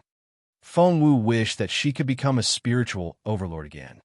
She crouched down, copied Little Phoenix, and began to eat the snow ginseng. One sniff, and Feng Wu's eyes lit up. It was indeed a rare treasure.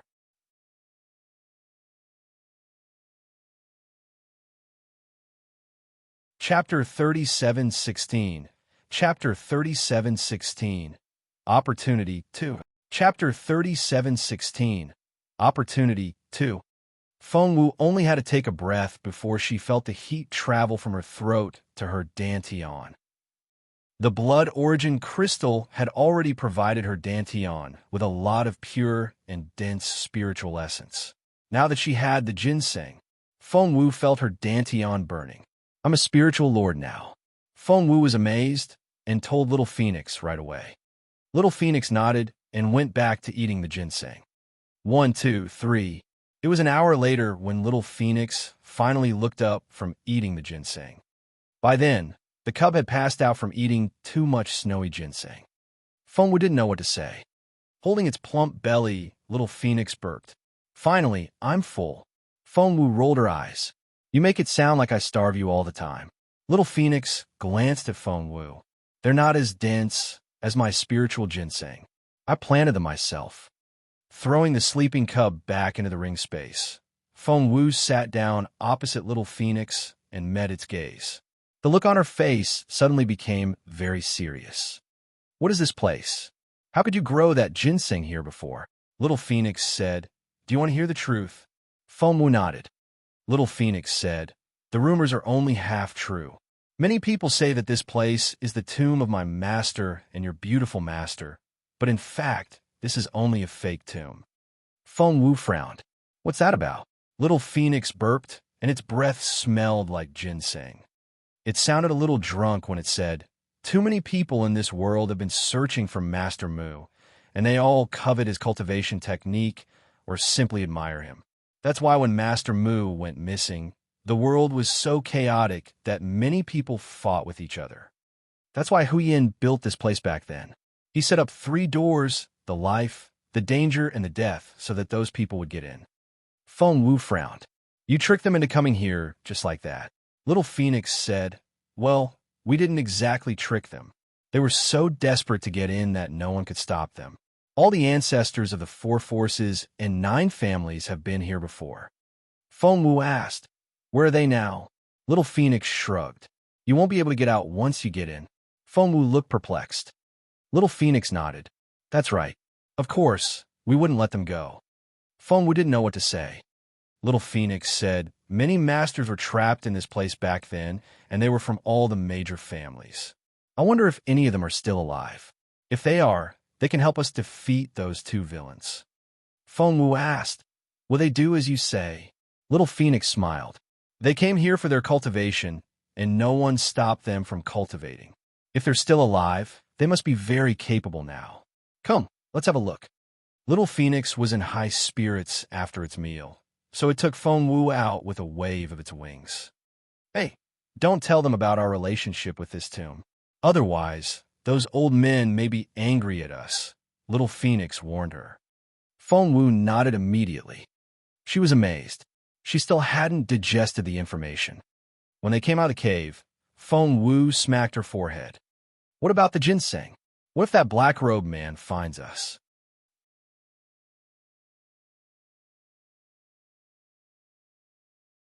Chapter 37:17. Chapter 37:17. Opportunity 3. Chapter 37:17. Opportunity 3. Little Phoenix realized the problem as well. "How about we pull them all out?" Feng Wu's eyes lit up. "There's no need to remove them all. We can leave a few left." Little Phoenix was dumbfounded. However, judging by the look on Feng Wu's face, Little Phoenix knew that their pursuer was in trouble. As planned, Feng Wu removed most of the ginseng. They had eaten a lot of it already, so Feng Wu only had a dozen or so left in her storage ring, and there were only 2 more in the ground. As for these 2, Feng Wu had to do something to them. But she had reason to believe that the black-robed man would fall into her trap, even if he found out. As expected, Feng Wu and Little Phoenix saw the man when they went out. Seeing the man's ragged clothes and bloody skin, Feng Wu smiled a little. Feng Wu was soon out of sight, and the man ran after her as fast as he could. "Feng Wu, stop right there." The man was pleasantly surprised to see Feng Wu. He had searched high and low for her, but she just so happened to be there. He wouldn't rest until he caught the girl. But before he could catch up with Feng Wu, he saw the snow ginseng. The Dongseng Kingdom had snow ginseng as well, but the man had never seen one with such a dense spiritual essence. "It's a great ingredient," the man drooled. But where was Feng Wu? She was out of sight in a split second. The man wanted to catch Feng Wu, but he also wanted the ginseng. He hesitated. Forget it. Feng Wu was in the snowfield, and she wouldn't be able to get away. He was badly injured and poisoned, so he had to use ginseng to treat his wounds. At that thought, the man tried to pull out the ginseng that was the closest to him. Wow! Soon he pulled the ginseng out. He couldn't believe his eyes when he saw the ginseng that was over 5 kilograms. "That's so rare. If I could take it to the Dongseng Kingdom, I'll be promoted right away." Seeing that there were 2 of them, the man decided to eat one and take one back. He moved closer and sucked all the juice of the ginseng into his mouth. That taste! Why did it have a special fragrance? But the man didn't care. He thought that the nearly spiritual snow ginseng probably tasted like this. He tore the shriveled trunk of the ginseng into pieces, chewed on it, and swallowed it. He even washed the roots clean before swallowing them whole. He didn't want to leave anything behind. As for the other one, needless to say, he wouldn't let it stay in the ground. He took off his robe, dug out the ginseng, and carefully wrapped the robe around the 10-meter-long root before tying it to his back. These 2 ginseng alone would make the trip worthwhile. Feng Wu, where do you think you're going? After that, he turned his attention to Feng Wu again. You're bound to leave a mark on this vast snowfield. Do you think you can get away? TSK, TSK. The man smirked. The next second he set out. No one knew how he found his way, but he was right. It was indeed the way Feng Wu left. If Feng Wu were here, she would be very surprised. How did the man know that she was going this way?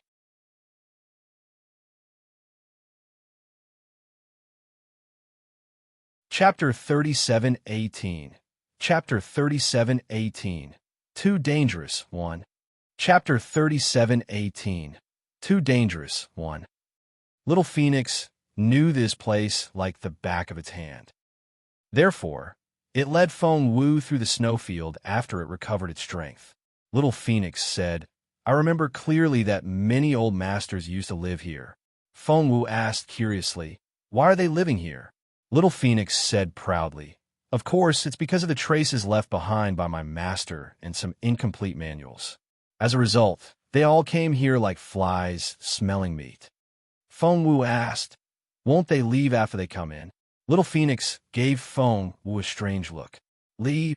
Feng Wu said, that's right. Won't they leave? Little Phoenix smiled again. To do that, they have to know how to leave. Seeing Feng Wu's confusion, Little Phoenix was even more pleased. Little Yamba and I built this place together. I was in charge of the drawings, and he took care of the construction. They can't just walk away from the place we built together. Oomph. Little Yamba, he was the most capable man in northern Yen, but Little Phoenix had just called him Little Yamba. Soon, they reached a mountain peak. The mountain peak wasn't very tall. It was round and plump, and the top of the mountain was bare. There was no greenery, and the ground was covered with white snow. Little Phoenix's eyes lit up. It's right here. Feng Wu didn't see any path. Little Phoenix told Feng Wu, climb. When you loom up the slope, you'll find a protruding stone with the pattern of a bird on it. Feng Wu nodded. She knew that Little Phoenix was a living navigator here, and she would do whatever it said. Just then, Feng Wu heard a gust of wind behind her. Feng Wu's pupils contracted when she turned around. The man in the black robe. WHV was he so fast? They were only a few kilometers apart. With the man's speed, he would catch up with them in no time. Run! Little Phoenix cried out, and its voice wasn't as calm as before. The difference between Feng Wu and her opponent was simply too great. Even at her peak, Feng Wu was only a level 3 spiritual overlord. However, the man was at the peak of the spiritual overlord stage and was very close to the spiritual saint stage. Of course, Feng Wu knew that her top priority was to run as fast as she could. She didn't know if she could get away. Following Little Phoenix's instructions, Feng Wu quickly reached the loom mark and began to search for a safe route. But she couldn't find it. Feng Wu circled around and searched for it, but she still couldn't find it. The man was closing in. Although he was injured and poisoned, he still looked terrifyingly powerful. Feng Wu didn't panic. Instead, she calmed down. 1,000 m, 500 m, 300 m. The man was almost there. Frustrated, Little Phoenix ran around in circles on Feng Wu's head. It's right here. It's within 100 meters. I made a mark on it. 1. 10W, can it not be there? Feng Wu smacked her head all of a sudden. We're on ice, and it's very likely that the ground is way beneath us. That stone was loom above the ground before, but it may not be the case now. Feng Wu thought of that possibility, but it was too late. Because in a split second, the black-robed man was at the foot of the mountain. Looking up, he saw that Feng Wu was only 100 meters away. The man smirked and let out a breath of relief.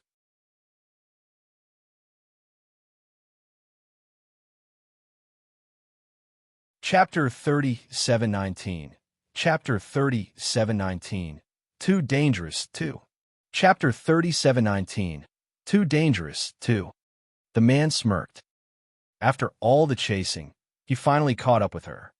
However, he didn't let his guard down in the last loom. After all, he had been tricked by Feng Wu before. Therefore, he was on guard. Explode. He was about to charge out when Feng Wu threw something at him. The man was already alarmed, so he dodged to the side. Wait, why didn't it explode? The man turned around and saw the thing rolling down the cliff, but it didn't explode. It was a lump of snow. The man was furious.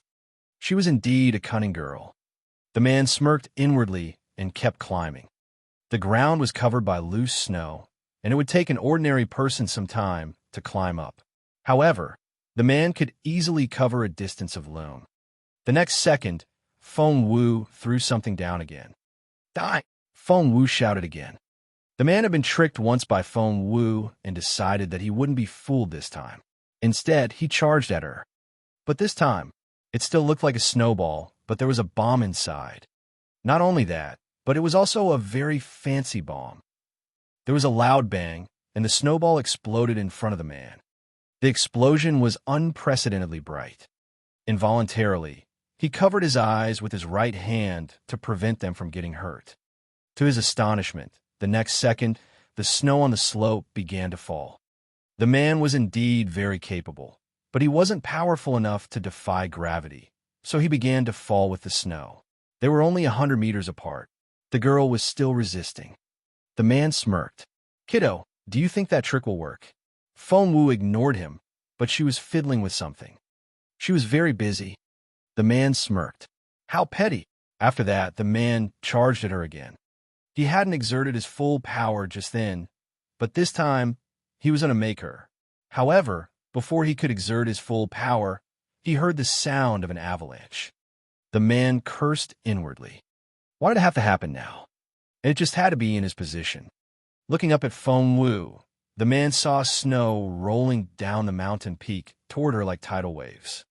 I can't let her get buried. That was the man's first thought. The girl was so scheming that she would never be buried alive. Hence, he rushed over and tried to grab Feng Wu.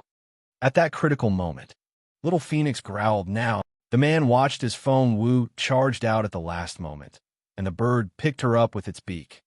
The tons of snow swept toward him like a tidal wave. He had used all his power to reach Feng Wu, so when the avalanche caught him, he was unable to escape. Damn it! The man finally realized that Feng Wu had set him up. The girl had deliberately given her weakness away so that he could grab her, but as it turned out, she had tricked him. Damn it! The man was furious. She had tricked him over and over again.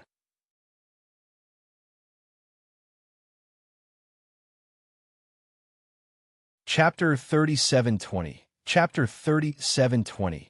Too dangerous, 3. Chapter 37:20. Too dangerous, 3. Infuriated, the man struck down Feng Wu. Little Phoenix hadn't carried Feng Wu far yet. The man could have used his spiritual essence on himself so that he wouldn't get hurt, but he didn't. He struck Feng Wu from behind. Sensing the danger, Little Phoenix fell to the ground. Even so, Feng Wu was still severely injured. Feng Wu spat out a mouthful of blood. Little Phoenix asked anxiously, "Are you all right?" Cough, cough. Feng Wu coughed and couldn't utter a word. The avalanche had devoured the man and was coming at Feng Wu and Little Phoenix. Little Phoenix knew that the avalanche would only stop the man for a while, so it and Feng Wu had to make sure that they were buried inside. Let's go. Little Phoenix opened its mouth, picked Feng Wu up, and flew a few kilometers away. But an avalanche didn't happen in just one place. There was a chain reaction. It had spread to other snowfields in the surrounding area. Little Phoenix was exhausted. It looked back in the direction it came from. The man had been completely buried. However, the road leading to those capable cultivators had been buried as well, and they couldn't get in to ask for help even if they wanted to. Infuriated, Little Phoenix shouted, "That man is abominable." The avalanche hadn't ended yet. The snow was moving up and down as if it was going to devour everything. Little Phoenix panicked and was scared out of its wits.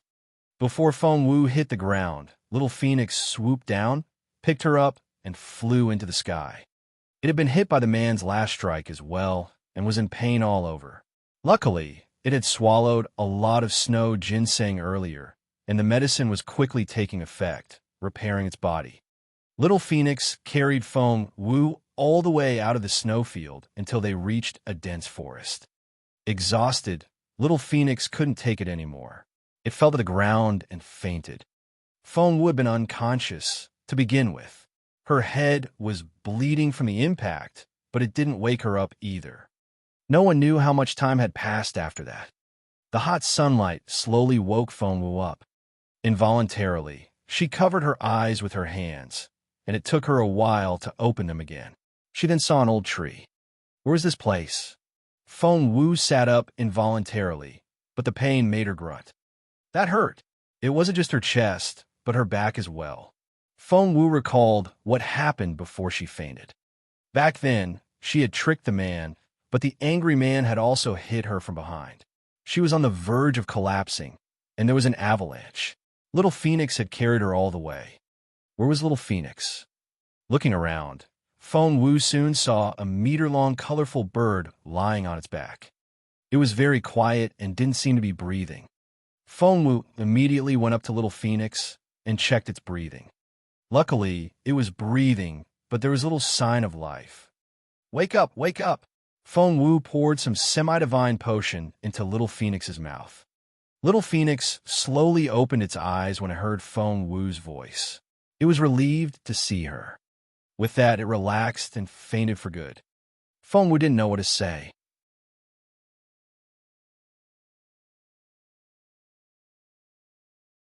Chapter 37:21. Chapter 37:21. Too dangerous, 4. Chapter 37:21. Too dangerous, 4. Luckily, its life wasn't in danger. Putting Little Phoenix back into her ring space, Feng Wu rose to her feet and looked around. She could sense something. Someone was watching her with a dangerous look in their eyes. Feng Wu wasn't doing well at the moment. She had severe internal injuries and couldn't withstand any more blows. However, her life was in danger, and she had no other choice. The intimidating feeling grew stronger. Feng Wu gripped her fallen star sword. Whoosh! All of a sudden, someone charged at her. It was too fast for Feng Wu to react. Feng Wu had been prepared for this and dodged to the side. When she looked again, she finally saw what it was. It was indeed a big guy. Feng Wu recognized it right away. It was a fire cloud white lion. The lion was at least a peak spiritual lord. Feng Wu almost had a heart attack. She had recovered to the spiritual lord stage, but the man had injured her, and she could only exert the power of a spiritual elder now. She wasn't the lion's match. What a pity. If Little Phoenix had been here, it would have been able to intimidate the lion. Unfortunately, it was too severely injured and had passed out. Before, Feng Wu could have killed the lion with one strike, but now, it was the other way around. The lion stared at Feng Wu with a resolute look in its eyes, which was filled with murderous intention. It wanted to kill her. Feng Wu could sense that the lion was going to kill her. If she couldn't defeat the lion, she would have to outsmart it. Feng Wu stared into the lion's eyes. She wasn't intimidated at all. Instead, she was filled with a fighting spirit. Because if she gave in, she would be dead for sure.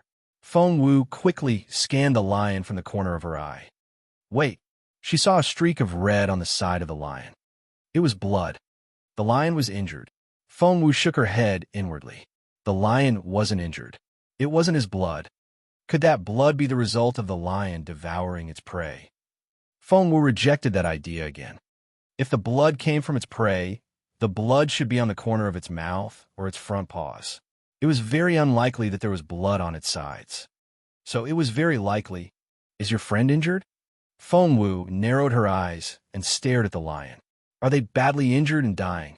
The lion was going to kill the human prey, but it was surprised by Feng Wu's words. Feng Wu was only trying to sound it out. After that, she kept her gaze on the lion, trying to see the look on its face. As expected, The look on the lion's face changed a little. Feng Wu's stomach lurched. I see that your wife is the one who's injured. As a majestic male lion, it wouldn't stay with other male lions. The only one that could live with it was probably a female lion. The lion kept its cold gaze on Feng Wu without saying a word. Feng Wu said, "You should know that here are great human doctors, and I'm one of the best in the human race. I can help you." The lion eyed Feng Wu suspiciously. Seeing that it wouldn't believe her, Feng Wu raised her right hand, and a streak of green light flew toward the lion.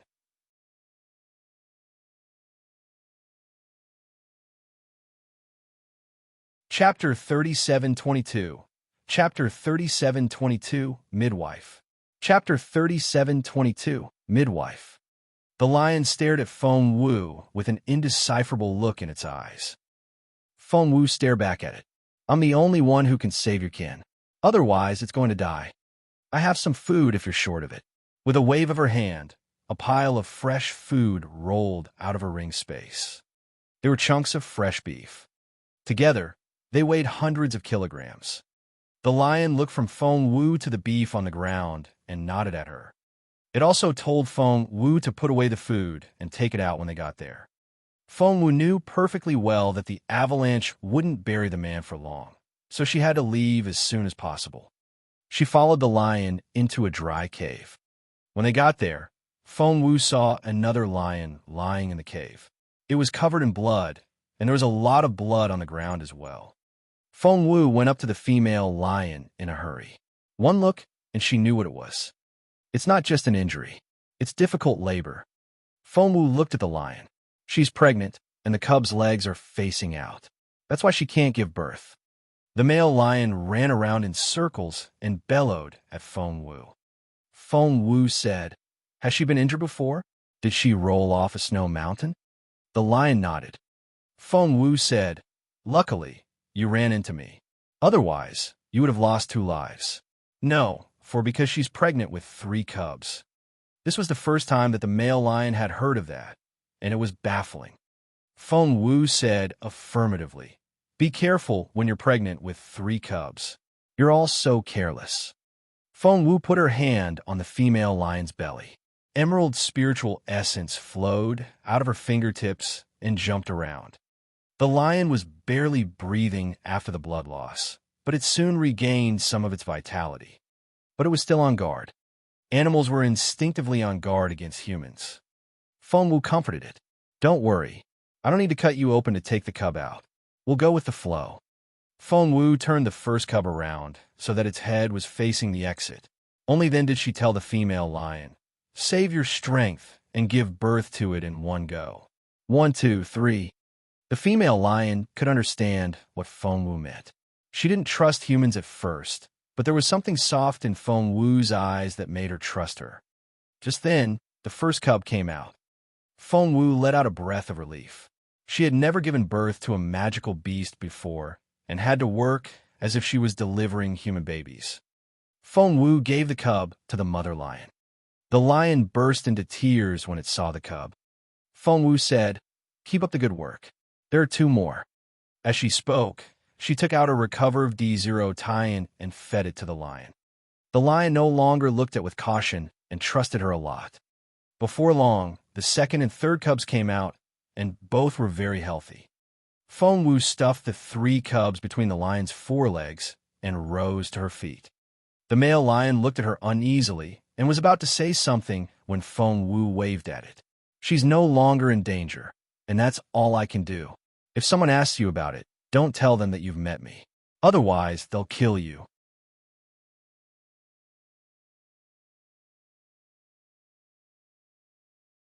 Chapter 37:23. Chapter 37:23. Contingency. Chapter 37:23. Contingency. Feng Wu turned to leave the cave after that.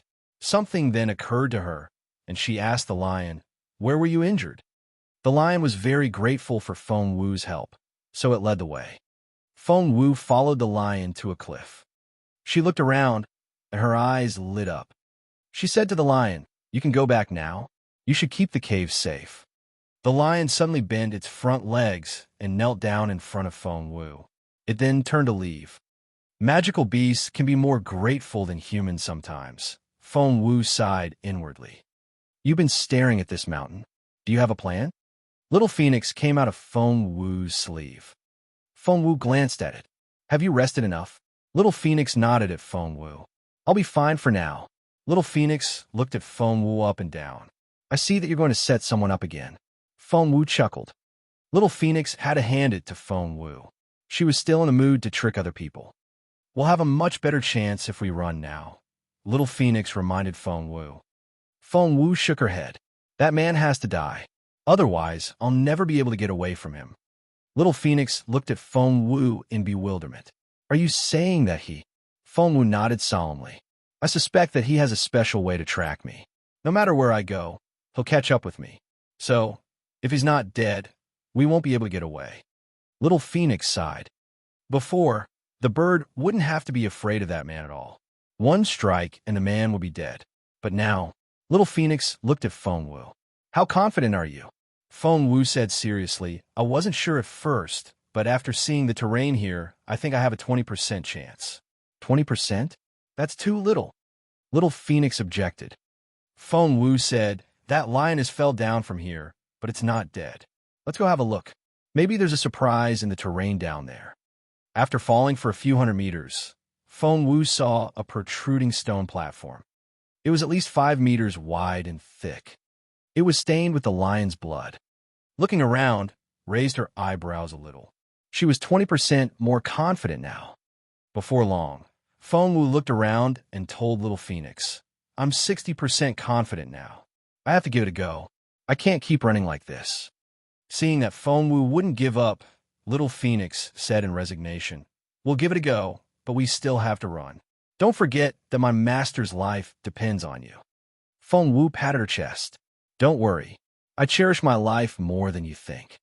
Before the black-robed man arrived, Feng Wu started working on the formation. She knew better than anyone else that the man in black would catch up with her. 1, 2, 3, 4, 5. Because of the good location, Feng Wu had made more than 5 backup plans. All the poisons, bombs, and other resources she had accumulated in her ring space were used up this time. She hoped that with all the arrangements, she would be able to trap the man for good.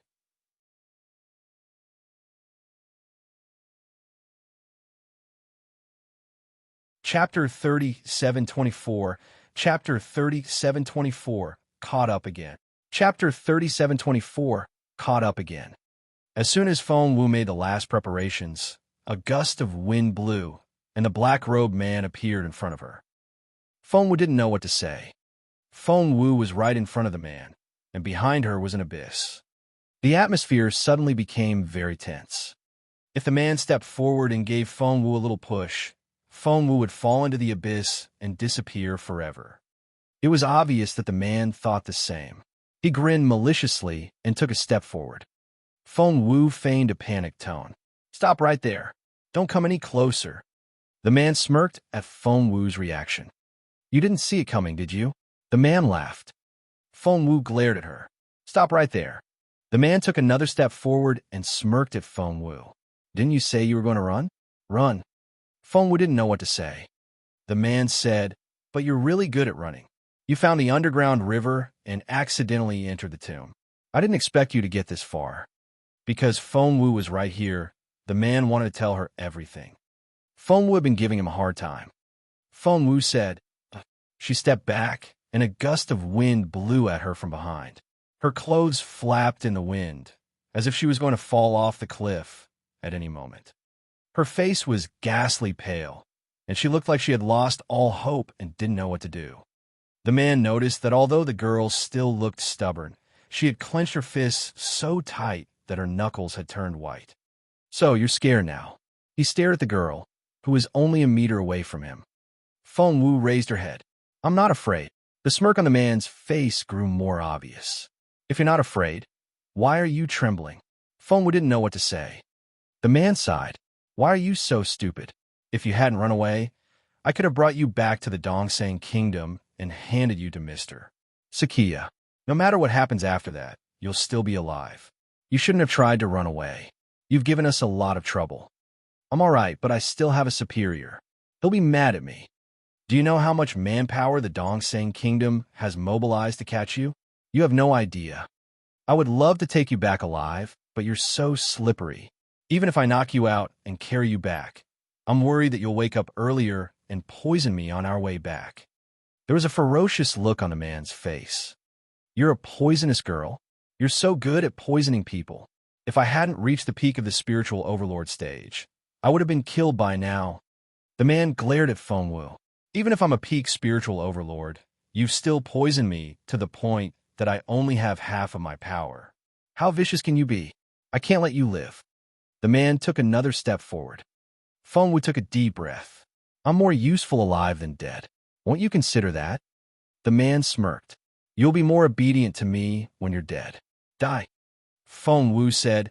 In that case, after that, she fell backward. It was like bungee jumping.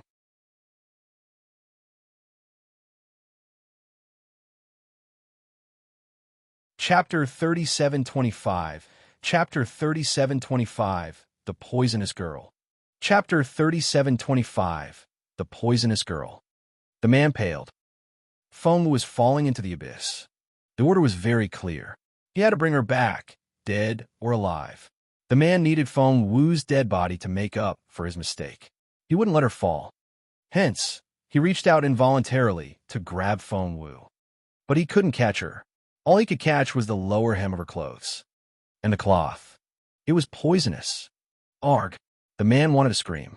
Caught off guard, he was stabbed in the palm. There wasn't much blood, but her poison would seep into the wound. Moreover, the cliff was so close that the man could fall into it if he wasn't careful. The man watched as Fengwu fell.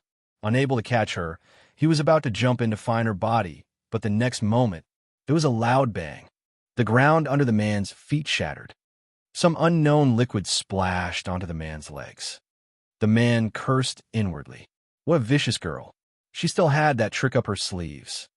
Half of the cliff had been blown up, and the man had nowhere to stand, so he couldn't stop the fall.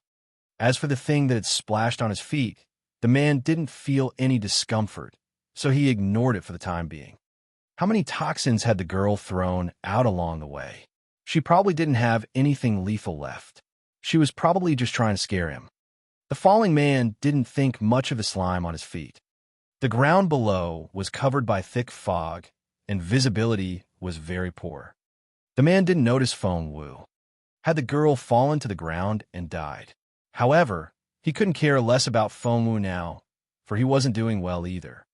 Both sides of the cliff were covered by loose snow, and the man couldn't stop himself even if he wanted to. He kept falling. However, the man was able to withstand the fall. He dug his fingers into the cliff to steady himself. But why did the snow feel different? The man's eyes lit up before he had time to think. He saw a protruding stone platform a few hundred meters below. Although it was covered by a thick fog, he couldn't be mistaken. He quickly landed on the stone platform. However, as soon as he set foot on the stone platform, something stuck to his feet. He wanted to lift his foot, but couldn't.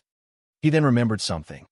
He didn't care about the slime on his feet before, but now, something was wrong. His feet were stuck to the stone platform, and he couldn't move a muscle. The man wanted to take off his boots. However, he would have been fine if he had taken off his boots from the very beginning, but the slime had seeped into the soles of his feet and glued them together. He couldn't separate his feet from his boots, so of course, he couldn't take them off.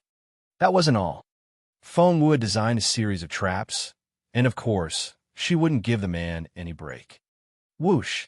A storm of needles struck down at the man. The man was furious. Fengwu was such a poisonous girl. Damn it!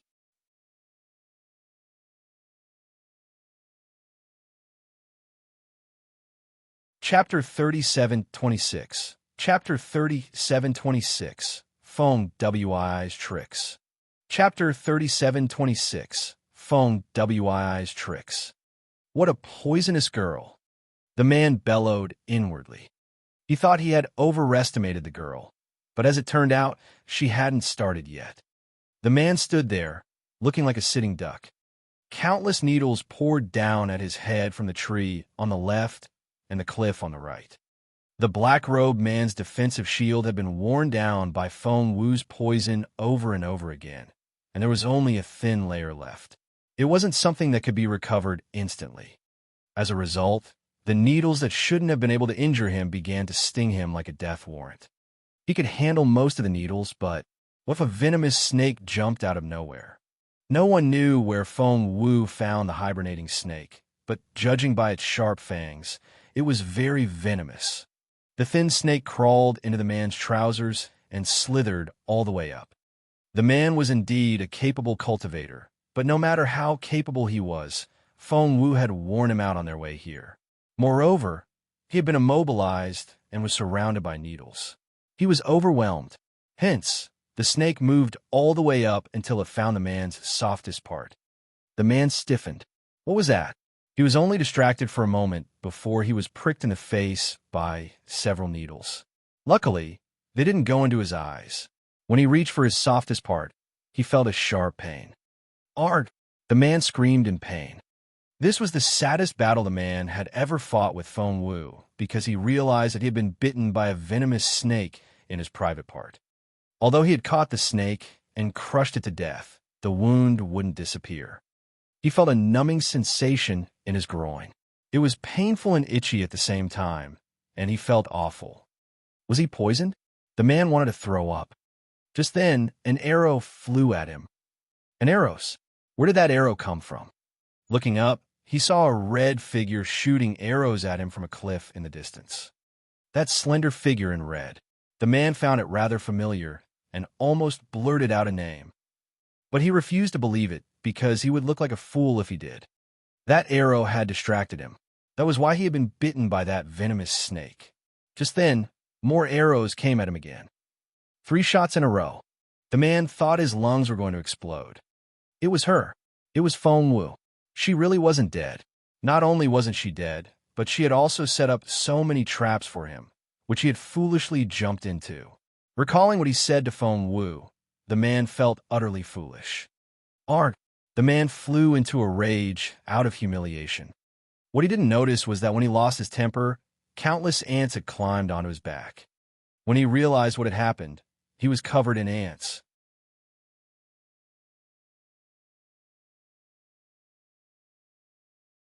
Chapter 37:27. Chapter 37:27. Feng Wu LS Tricks 2. Chapter 37:27. Feng Wu LS Tricks 2. There were so many cuts on his body, and ants loved the smell he gave off. It was Feng Wu. It was her doing again. Did she think these ants could hurt him? That was ridiculous. With a wave of his hand, the black-robed man sent a streak of green flame out of his body. Immediately, the ants that had climbed onto him were reduced to ashes. They were all dead. The man smirked. What a petty trick. However, as soon as he said that, he realized that his wounds were itchy. It was getting more and more itchy. Even with his willpower, he could barely control it. He immediately took off his robe. One look, and he felt a chill run down his spine. The wounds on his body began to turn red and swollen, and pus was seeping out. That wasn't all. If the wounds were his only problem, he could always cut into his own flesh to treat his wounds. But since what did his body turn blue? It was so itchy. The man was so frustrated that he felt itchy all over. As powerful as he was, he couldn't stop the sensation. Although he didn't know how Feng Wu was able to get back to the cliff after falling, he had decided to fly back up. Moreover, with his capability, he could easily fly back up the cliff. However, when he stomped his foot and was about to fly up, he suddenly remembered. No, his boots were stuck to the ground, and he couldn't fly. The man was furious. With a sudden movement, he directed his spiritual essence toward the stone platform beneath him. He wanted to take the stone platform up with him. Under normal circumstances, he could do it because he was a peak spiritual overlord. But now, he was dragged down by a force. Looking down, he saw that a lot of iron had been tied to the stone platform. The iron block dragged him down the cliff, and he couldn't keep his balance in midair. For right now, the man's feet were stuck to the stone platform, and he was falling down with it, as if he was riding on clouds. This time, he really panicked. Whoosh! Another arrow flew at him. Only then did he notice that one of Feng Wu's feet had been tied to a rope. In a split second, he figured it out. He had thought that Feng Wu had fallen off the cliff, but that wasn't the case. Feng Wu's leg was held by that rope, which stopped her from the fall. She could then climb up like a little monkey with the help of the rope. He, on the other hand, had been completely fooled by Feng Wu. The man gritted his teeth and stared at Feng Wu. He was so angry that he couldn't think straight. Wait, the man smacked his head. How could he have forgotten? Since he was able to remove the stone platform from the cliff, he should be able to break it as well. Without the falling stone and the giant chunk of iron under it, he would be able to get back up on his own. What happened was quicker than words could describe. The black-robed activated his spiritual essence. Explode. Having been tricked by Feng Wu for so long, the man had less than 30% of his capability left, but he was still a capable cultivator. Hence, he cracked the stone. However, Feng Wu had anticipated that as well. When the man used his spiritual essence to blow up the stone, white smoke rose from it.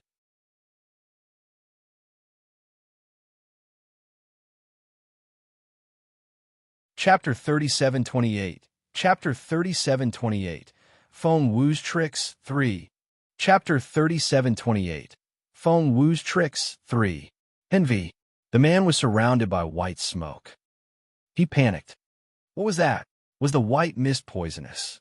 Because Feng Wu had tricked him so many times, he could only hold his breath and didn't dare to activate his spiritual essence. Because once it was activated, the toxin would circulate in his system at an even faster speed. Without activating his spiritual essence, he had no choice but to fall. He spotted a suspension bridge a short distance away. All he needed to do was stand on it, and he would be safe for a while. The man hated Feng Wu more than words could describe. He made a mental note that as soon as he could find his footing, he would take his revenge on Feng Wu. He wouldn't give Feng Wu any chance. The man stood on the suspension bridge in expectation, but he didn't even have time to heave a sigh of relief. Sizzle. An unknown electric current came from one end of the suspension bridge. The man was electrocuted before he had time to react. The electric current was so strong that there were sparks everywhere. The man stiffened and was dumbfounded. What was going on? What on earth was going on? His first reaction was that the suspension bridge had been tampered with as well. He was right, but Feng Wu didn't have time to test it. She didn't expect the electric current to be so strong. Feng Wu was elated when she saw the man's face turn black. She hoped it would work this time. However, the man was at the peak of the spiritual overlord stage, and Feng Wu was indeed much weaker than him. Therefore, she had underestimated him. In a moment of life and death, the man broke his own leg. Yes, he had shattered his leg from the knee down. He finally rolled off the suspension bridge and fell all the way down. He wouldn't survive if he was stuck on the suspension bridge. He would be electrocuted to death. Maybe he still had a chance now. The man thought, after everything she's done, she must have run out of tricks. Seeing the relieved look on the man's face, Feng Wu smiled. Running out of tricks? Not necessarily. Just then, Feng Wu saw the man fall toward an old tree. The tree was hundreds of meters tall, and 10 people could wrap their arms around it. Seeing the old tree, the man tried his best to move in its direction. The tree could offset most of the falling momentum so that he wouldn't be so badly injured. But it had never occurred to him that Feng Wu would have more tricks up her sleeves. She could do more. Black mist scattered when a man fell into the old tree. The man was too dizzy to notice the black mist, but soon he heard a buzzing sound. What was that? He opened his eyes with much difficulty and looked around. One look, and he was filled with despair. The buzzing sound came from the big black wasps. There were tens of thousands of them, and they were all staring at the man. The man felt something sticky behind him. When he touched it, he saw that it was a yellow hive that he had destroyed, as well as a wasp queen. The man looked terrified.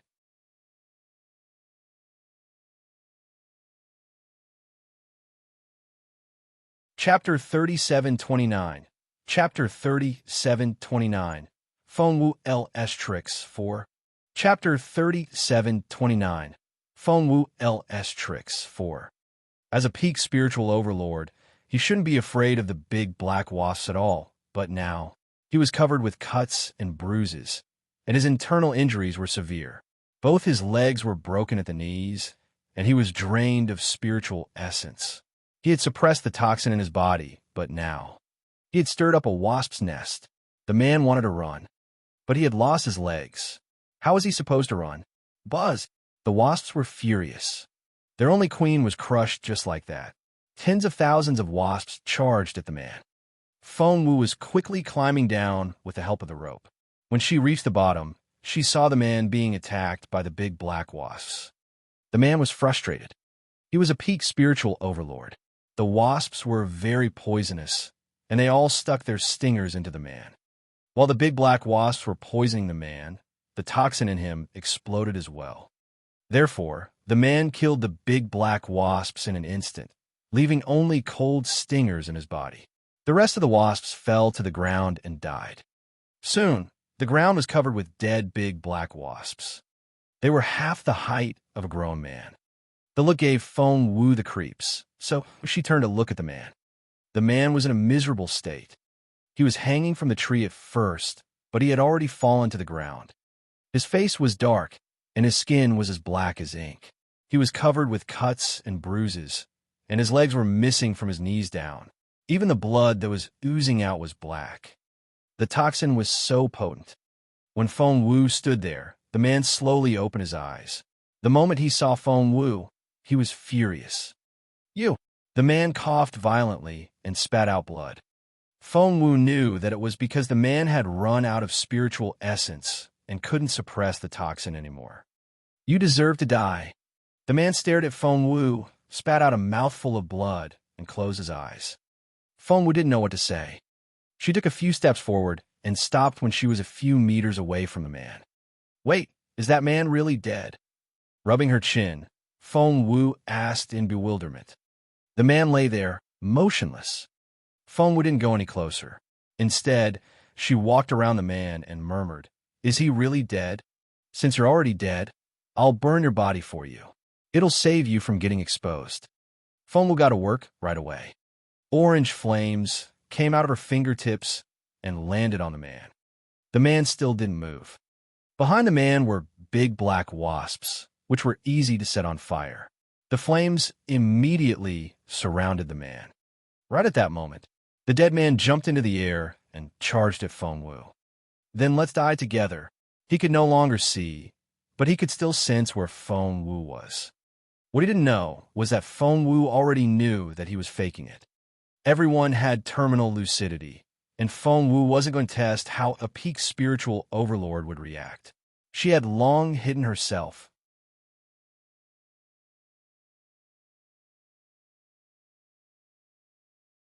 Chapter 3730. Chapter 3730. He-L's finally dead. 1. Chapter 3730. He-L's finally dead. 1. When the man charged at her, Feng Wu stuffed the log she had prepared into his arms. The man only had one chance. He thought that he had caught Feng Wu, so he punched the object coming at him. There was a loud thump. The log was pulverized. The man used his only chance. He swayed and fell to the ground. There was a loud thump. The impact created a human-shaped pit in the ground, and he was completely submerged. Only then did Feng Wu walk out from behind a big tree and slowly walk up to the man. Lying in the pit, the man stared at Feng Wu but couldn't utter a word.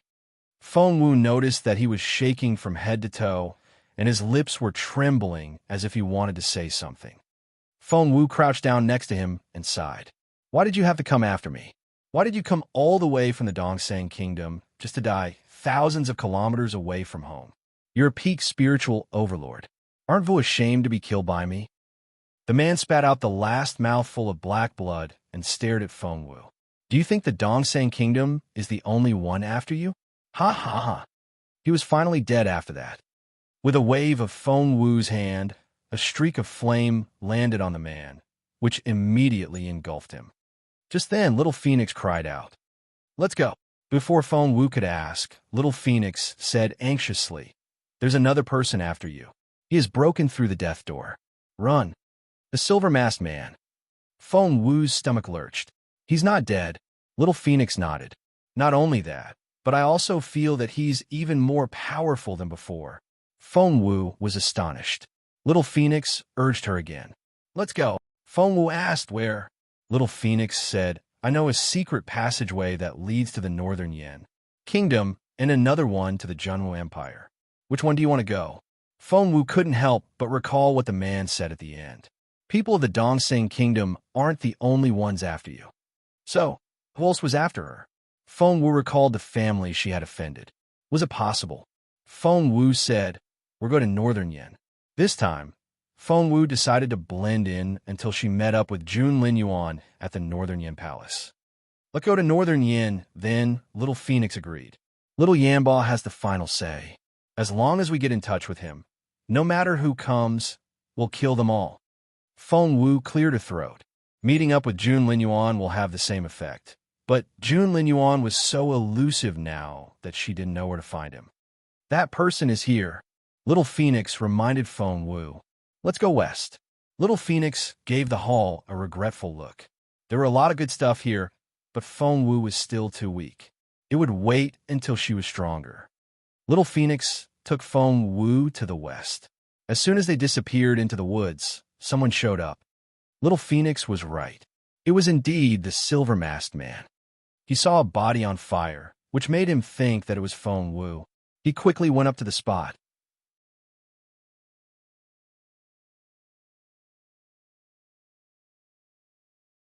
Chapter 3731. Chapter 3731. He's finally dead, too. Chapter 3731. He's finally dead, too. What he saw astonished him.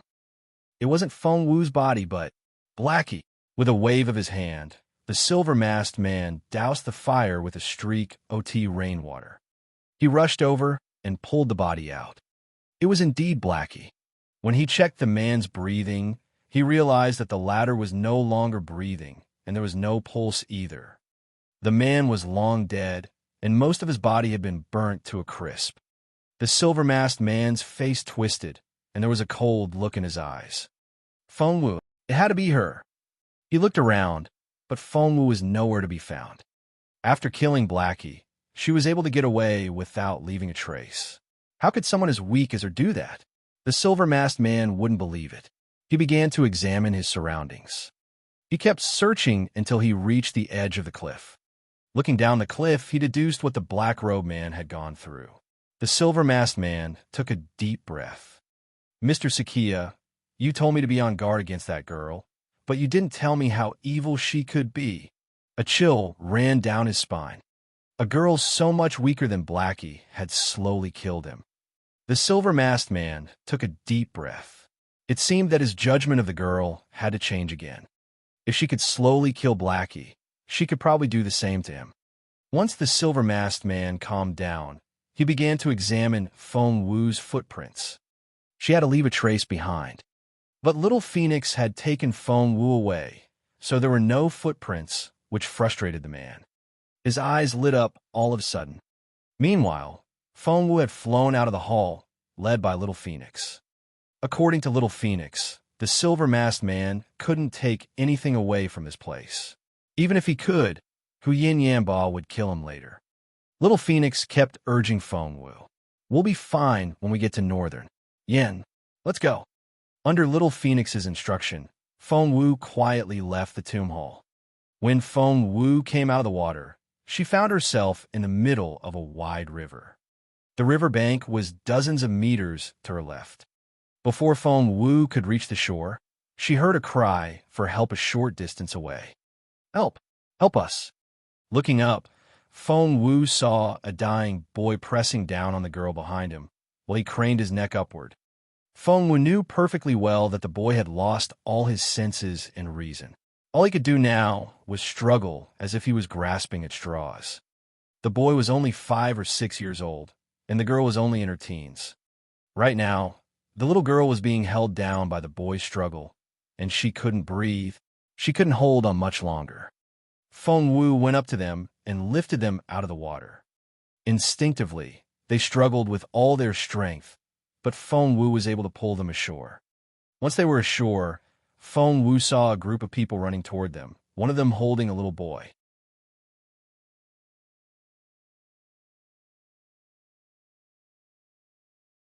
Chapter 37-32. Chapter 37-32. Rescue 1. Chapter 37-32. Rescue 1. Feng Wu could hear the boy crying. "Uncle, I really didn't push Xiaoshu into the river. He wanted to catch the fish himself, and Sister Sonia jumped in to save him. I don't know what happened." Then, they saw Feng Wu come ashore with the two children. The middle-aged man rushed over and snatched the two kids from Feng Wu's arms. "Xiaoshu! Xiaoshu! Sonia! Sonia!" No matter how loudly he shouted, the two children didn't move and kept their eyes shut. The man almost pushed Feng Wu to the ground, but judging by how nervous he was probably their father. Feng Wu dried her clothes with her spiritual essence. When she looked up again, she saw that the middle-aged man was wiping away his tears. Next to him, a few others were all weeping and trying to comfort him. "Condolences?" Feng Wu walked up to them and frowned. "They're not dead yet." Immediately, all eyes were on Feng Wu. Only then did Feng Wu notice their shabby clothes. They looked no better than beggars. But that wasn't the point. She said, "They're not dead yet. Why condolences?" The middle-aged man was speechless. A younger man glanced at Feng Wu and said, "Who are you? What are you talking about? They're dead." The father pulled the young man away. "Calm down. She's the one who fished Xiaoshu and Sonia out of the river." Everyone saw that, so the younger man didn't say anything else, but he still gave Feng Wu a stern look.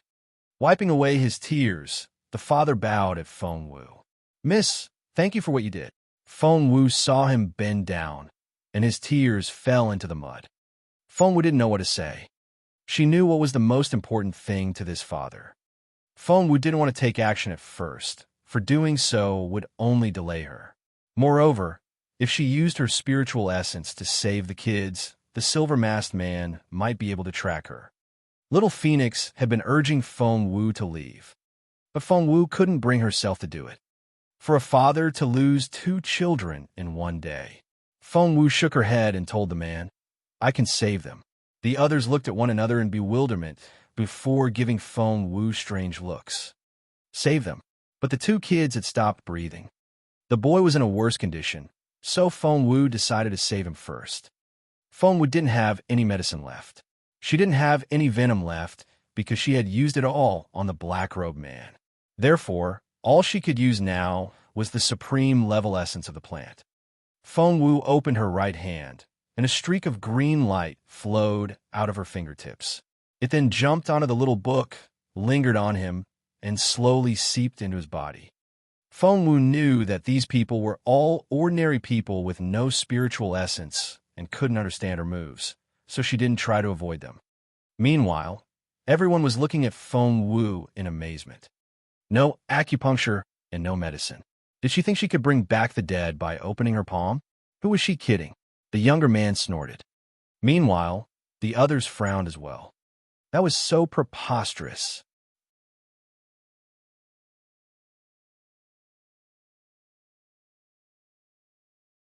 Chapter 37-33. Chapter 37-33. Rescue 2. Chapter 37-33. Rescue 2. No one believed that Feng Wu could save the kids, so they all frowned. Feng Wu injected the essence into the Xiaoshu, and after a short while, she couldn't inject anymore. The rest of the essence jumped onto Sonia. It slowly disappeared into her mouth and nose. "What did you do to them?" The younger man stared at Feng Wu. "You're not allowed to." However, before he could finish, he saw Xiaoshu, who had closed his eyes and wasn't breathing or having a heartbeat, moving his eyes a little. The father had been watching Xiaoshu the whole time, so he reacted quickly. He grabbed Xiaoshu and was so excited. "Xiaoshu, you're awake. Xiaoshu, Xiaoshu." The boy opened his eyes and looked at his father in bewilderment. Tears welled up in the father's eyes as he held the boy in his arms. "My son, His brother stared at Feng Wu in astonishment, as if he had seen a ghost. You, how could you? How did you do it? They had seen with their own eyes that Xiao Shu was no longer breathing. Feng Wu glanced at the children's uncle, but didn't say anything. Recalling his attitude toward the girl, the uncle blushed.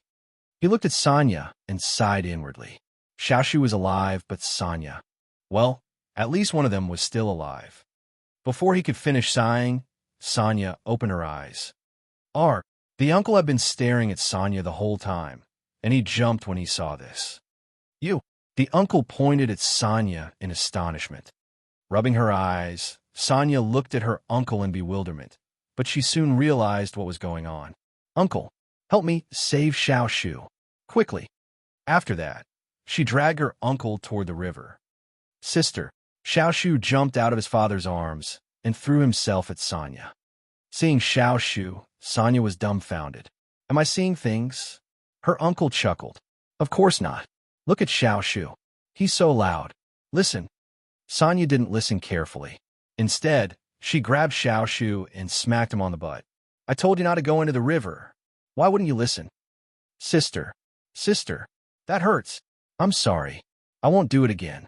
I'm sorry. Despite the pain, the boy still wrapped his arms around the girl's neck and burst into tears. Sanya couldn't bring herself to hit him anymore. She and her brother were so close to sinking together and never seeing their parents again. The siblings sobbed. The other men watched with tears in their eyes. Hey! The uncle nudged Feng Wu with his elbow. Feng Wu glanced at them. The young man smiled obsequiously. Sorry about what happened just then. I guess I offended you. Feng Wu nodded. Yes, you did. What? Shouldn't she say it was all right? The uncle didn't know what to say. Feng Wu glanced at the crying siblings and turned to leave. Hey, don't go. The uncle tried to grab Feng Wu. Feng Wu dodged and frowned at him. All eyes were on Feng Wu and the young man. The father came back to himself. He went up to Feng Wu and knelt. Miss Gao, Ming Jiang will be forever in your debt.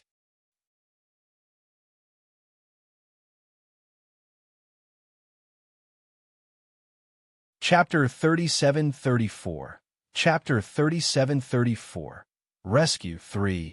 Chapter 37-34. Rescue 3. Feng Wu shook her head. Don't worry about it. She went on walking after that. She had to leave as soon as possible. Otherwise, if the silver-masked man found her, he might kill all those people. Feng Wu put a hand on her chest. Just then, her internal injury acted up. Yes, she had been suffering from internal injuries. The black-robed man's strike had severely injured her. In order to trick the black-robed man, she had concocted all her medicine into poison to kill him. Hence, she didn't have any left. Feng Wu shook her head with a wry smile and quickly walked away. Miss Gao Mingjiang wanted to catch up with Feng Wu, but she was too fast for him to catch up with. He could only watch her leave. Brother, who's that girl? He looked so arrogant. The uncle frowned and didn't like Feng Wu's attitude. Gao Mingjiang threw a dirty look at his brother. She's my savior. Show some respect. His brother waved his hand impatiently. Fine. I'm not disrespecting her. But her attitude is a little too aloof. Gao Mingjiang said, she has her own plan. We won't be able to guess it. Holding her brother's hand, the teenage girl stared in the direction Feng Wu had left in. Feng Wu turned a corner and coughed loudly. She coughed so hard that she thought she was going to cough her lungs out. Little Phoenix jumped. Are you all right? Are you all right? Feng Wu waved it off. I can still hold on. Let's go. Little Phoenix said, I'll carry you. Feng Wu glanced at it. You've been hit by that man yourself. You can't carry me now. Let's go. Little Phoenix nodded reluctantly. Wait. Standing by the side of the road, Feng Wu found the scene rather strange. Why did everyone look like they were running away? Their clothes were all tattered and dirty, and their faces were covered with dirt. It was so muddy that she couldn't see their faces. They panicked and headed north in a hurry. Some carriages were galloping past, but most of them were ordinary civilians. Some came in 2s and 3s, some came in 1 or 2s, and some came in whole processions. Feng Wu and Little Phoenix looked at each other. Something was going on here. Feng Wu then recalled the family of the children she had saved earlier. They looked like a big family as well. Feng Wu asked Little Phoenix, "Where are we?" Little Phoenix said, "We're in Northern Yin now." Feng Wu asked, "Already?" Little Phoenix nodded matter-of-factly. "That's right. Didn't I tell you to choose a path in the tomb? One led to Northern Yin and the other to the Junwu Empire. Since you chose the shortcut, we came out in Northern Yin." Feng Wu asked, "Where are we in Northern Yin then?" Little Phoenix gestured at Feng Wu to take the map. Feng Wu had a map of Northern Yin in her chest pocket, which she had prepared beforehand. Little Phoenix pointed at the center and told Feng Wu, "We're right here." Feng Wu said, "It's not that far from the royal palace." Little Phoenix nodded. 1,500 kilometers. With your original capability, it won't take you long to cover that distance, but now, Feng Wu hadn't fully recovered yet. With her current cultivation level, it would take her a while to run 1,500 kilometers.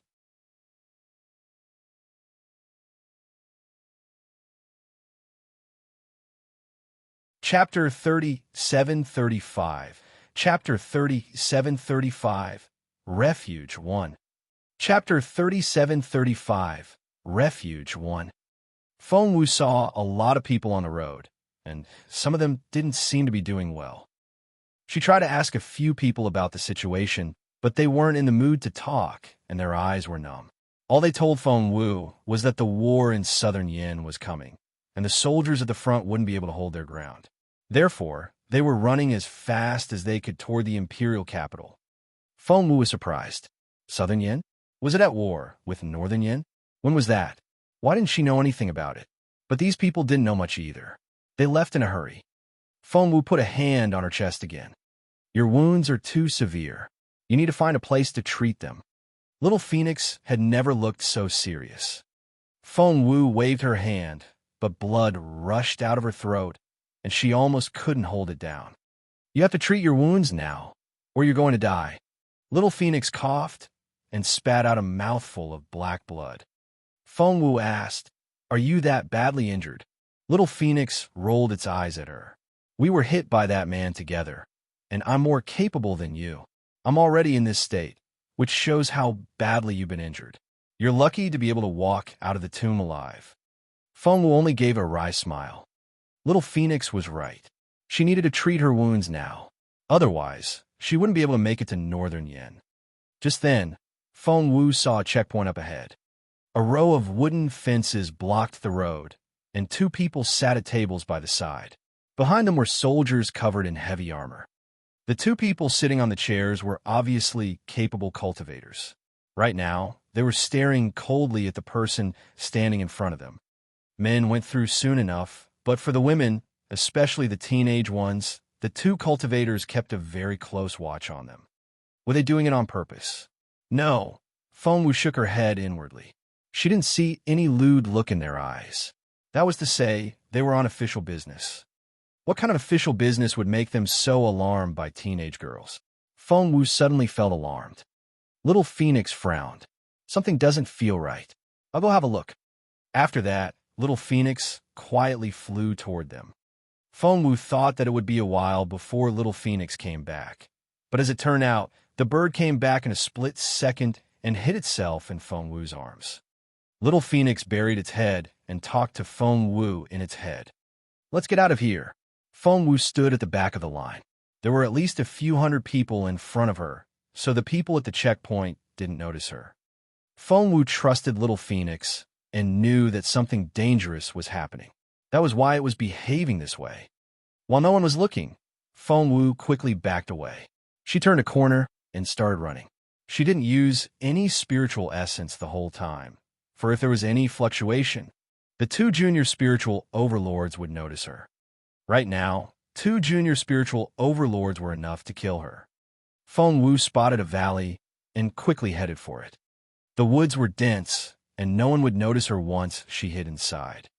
Feng Wu asked Little Phoenix in a low voice when they were in a secret corner, "What happened? What did you find?" "Something's wrong." Little Phoenix didn't want to be spotted either, so it lowered its voice. "They're looking for you. You're a wanted person."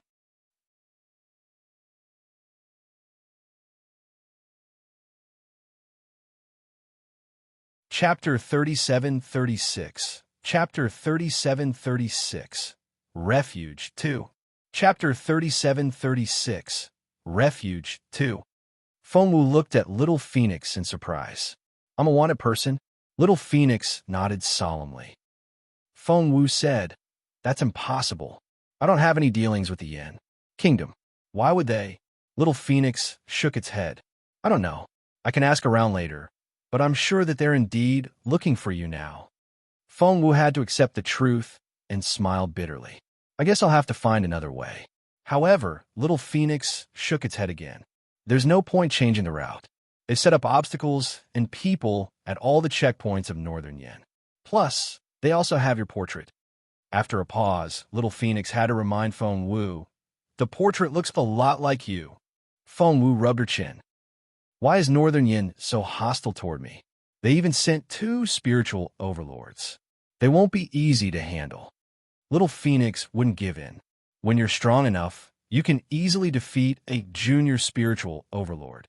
Fengwu mumbled, I don't know when I'll be able to fully recover. If that's the case now, things will only get harder.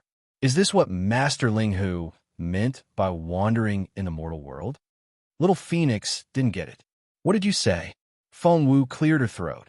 Can we go back to the path that led to the Junwu Empire? Aren't you afraid of running into the silver-masked man? Little Phoenix rolled its eyes at Fengwu. Fengwu cleared her throat. Little Phoenix frowned. I heard them talking just then. The one on the left told the one on the right that Princess Rao had given a death order. She wanted to see you in person, dead or alive. Yes, she was talking about you. Fengwu said, Princess Rao? I've never heard her name before. Little Phoenix shrugged. I don't know what you did to offend her, but she wants you dead now, and you can't go back even if you want to, because she has sent a lot of people to search for you in this vast land. Fengwu was astonished. They had just escaped the silver-masked man, and the danger wasn't over yet. Who was this Princess Rao? Little Phoenix frowned. I heard from those 2 that Princess Rao was close to a family of the Junwu Empire. Maybe it's a family you've offended. Fengwu said, I've offended the Zhua and Hua families the most. Could it be one of them? Little Phoenix nodded. It's possible. By the sound of it, Princess Rao is very influential in Northern Yin. She's the second in line to inherit the throne, and Prince Min is the first. Little Phoenix glanced at Fengwu. I'm impressed. You've offended their second in line to the throne before even meeting her. Fengwu rubbed her forehead with a wry smile. She really had no idea. Fengwu coughed violently. Despite its displeased tone, Little Phoenix was heartbroken to see Fengwu like this. There's a cave over there. Go inside and get some rest. I'll go ask around. I'll tell you when I'm done. Little Phoenix flew around the woods and knew where to find a safe place to live. Fengwu pulled the plant away and saw a small cave. The cave was 10 long and 2 wide. It wasn't spacious, but it was big enough to fit Fengwu inside. It took Fengwu a lot of effort to get in, and she felt another pain in her chest.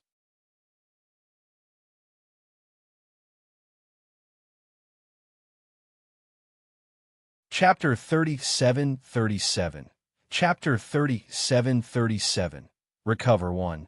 Chapter 3737. Recover 1. It took Fengwu a lot of effort to walk in. She felt another pain in her chest and almost spat out a mouthful of blood. Fengwu found a spot by the wall and sat down. Meanwhile, Little Phoenix had gone out to gather information. Fengwu recalled what Little Phoenix said earlier. Princess Rao wanted to catch her.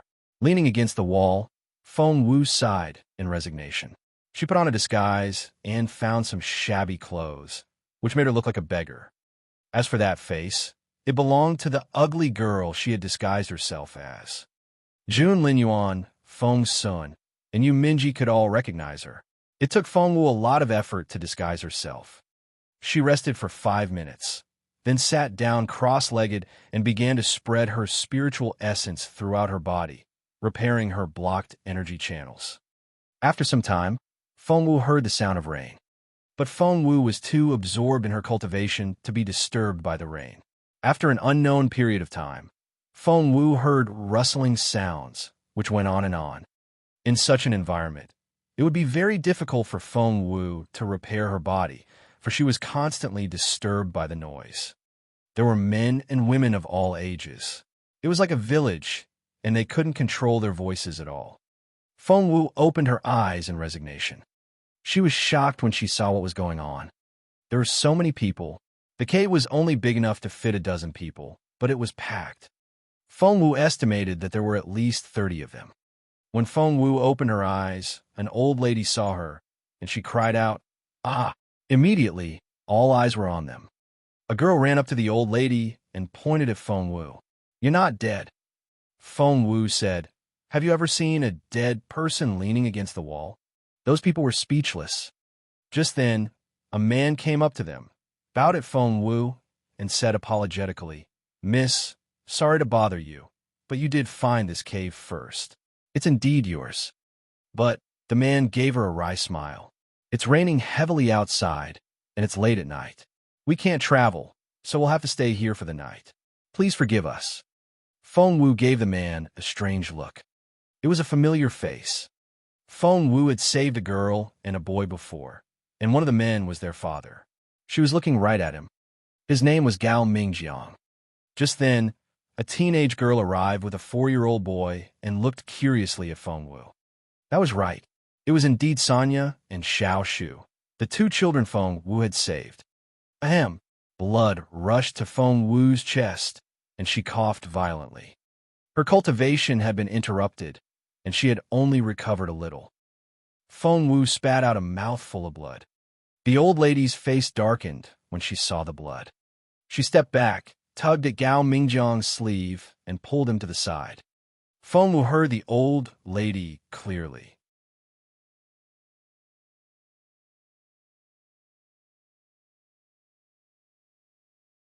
Chapter 3738. Chapter 3738. Recover 2. Chapter 3738. Recover 2. Feng Wu heard the old lady clearly. She could hear the old lady's words clearly. "Is this girl a beggar? She looks sick. I'm afraid she won't live for long. And look at her. Doesn't she look like she's been infected with the plague?" The old lady moved further away from Feng Wu. The plague? Feng Wu was speechless. Gao Mingjiang looked at Feng Wu and then at old Madame Gao. He said seriously, "Mother, she doesn't have a high fever." The old lady was still worried. "She doesn't have a high fever, but she vomited blood." Gao Mingjiang still shook his head. The old lady's tone became stern. "Hurry up and let her go." Gao Mingjiang looked at the pouring rain outside and shook his head awkwardly. "Mother, in terms of first come, first served, she came first." The old lady said, "I don't care.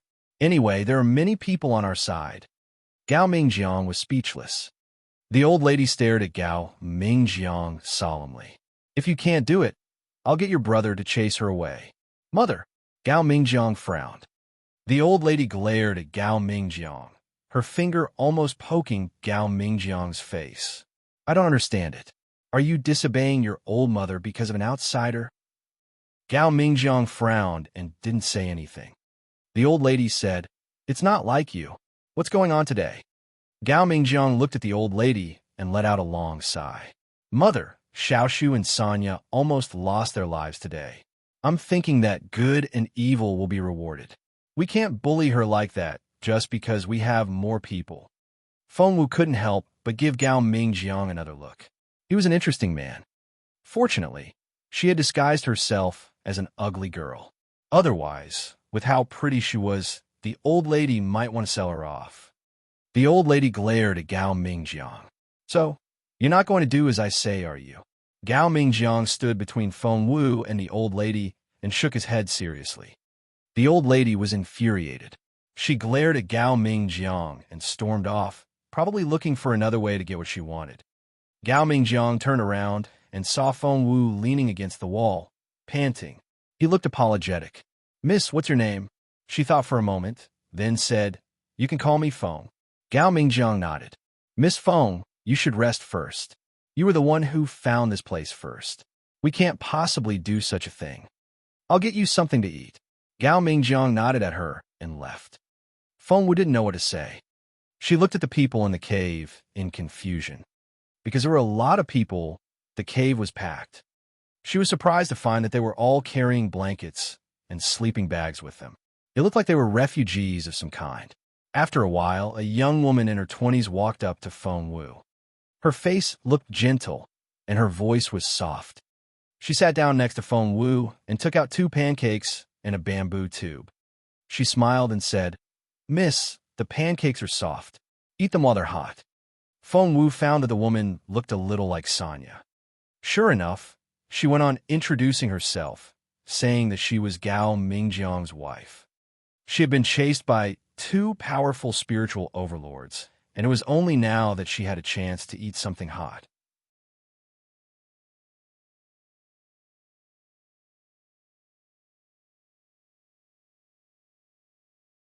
Chapter 3739. Chapter 3739. Recover 3. Chapter 3739. Recover 3. Feng Wu's stomach growled before she could say anything. Feng Wu didn't know what to say. "Mrs." Gao smiled at Feng Wu and said, "Eat it while it's still hot. It's hard to reheat, and if you don't eat it now, it'll harden again. It'll be such a hassle when it becomes as hard as rock." Feng Wu nodded at her, then started eating the pancake. She was really hungry, so she ate very fast. Before she knew it, she had finished 2 pancakes and emptied the bamboo tube. Only then did she realize how hungry she was after all the injuries she had suffered during the escape. How embarrassing. Feng Wu smiled bitterly. Just then, Feng Wu heard a lot of whispering. There were men and women. The little beggar doesn't look like she's been infected by the plague. People who are infected don't eat that way. I think she can eat a cow. It's a pancake made from fine flour, so of course it's delicious. I can swallow a pancake as big as a cow. Mingjiang's wife is so generous. Where did she get those pancakes? We only ate porridge with grass in it. That's right. Why wouldn't she care about her family? Why did she give anything to us? Even if there's not enough for the adults, she can always give some to the kids. Each of them can at least have a taste of the pancake. With all the noise, Feng Wu could see that Mrs. Gao didn't look too happy. What made her even more speechless was that they were bickering over 2 plain pancakes. Was this world still the same as the one she knew? "Mrs." Gao turned to the others and said coldly, "The pancakes didn't come from the family kitchen. My mother's family risked their lives to send them here. They're for Xiaoshu and Sonya. There are only so many of them, so what's wrong with me giving them to this girl? As you all know, Sonya and Xiaoshu almost drowned today, but their savior left after saving them, and my family didn't have a chance to thank her. I just happened to run into this girl, and I want to save her life. I'll consider it as repayment for my savior. Can't I do that? If you really want to eat pancakes, ask your own family to send some." Mrs. Go glanced at the others. Many turned away at her gaze, but by the looks of it, they were complaining inwardly. Feng Wu was confused. What was going on in the Yin Kingdom? She was so confused that she asked Mrs. Gao. Mrs. Gao looked at Feng Wu in bewilderment. "Don't you know?" Feng Wu smiled bitterly. She could only make up stories about how she had been ill in the cave these days and had no idea what was going on outside. "You've been ill for a long time." Mrs. Gao gave Feng Wu a sympathetic look and smiled wryly. "The Yin Kingdom is in chaos because of the war and the plague." Feng Wu asked, "War and plague?" Mrs. Gao nodded solemnly. "I don't know much about the war, and my husband can explain to you later. As for the plague," tears welled up in her eyes at the mention of the plague. She wasn't the only one. The others had tears in their eyes as well, and no one cared about the 2 pancakes anymore. They all went back to their work in silence.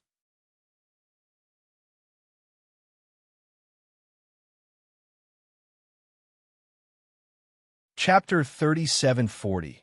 Chapter 3740. The Plague 1. Chapter 3740. The Plague 1. Feng Wu looked at Mrs. Gao. Yes. Mrs. Gao looked around and said to Feng Wu, "Everyone here is from the Gao family. You met the old lady already. As for my father-in-law, he didn't survive the journey. The old lady has 5 sons, and my husband is her 4th son. These are our children. Mrs. Gao put her arms around Xiaoshu and Sanya. Before he died, my father-in-law told us to run as fast as we could to the north because a plague broke out in Maple Forest City of southern Yan, and it's spreading very fast. They've sent someone to shut down Maple Forest City. Everyone there's going to die. The infected were from Maple Forest City, and Gao Village was fine, but we were going to be burnt to death anyway. So, the people of our village ran out in a hurry. We were in such a hurry and didn't take many things with us. It was very inconvenient.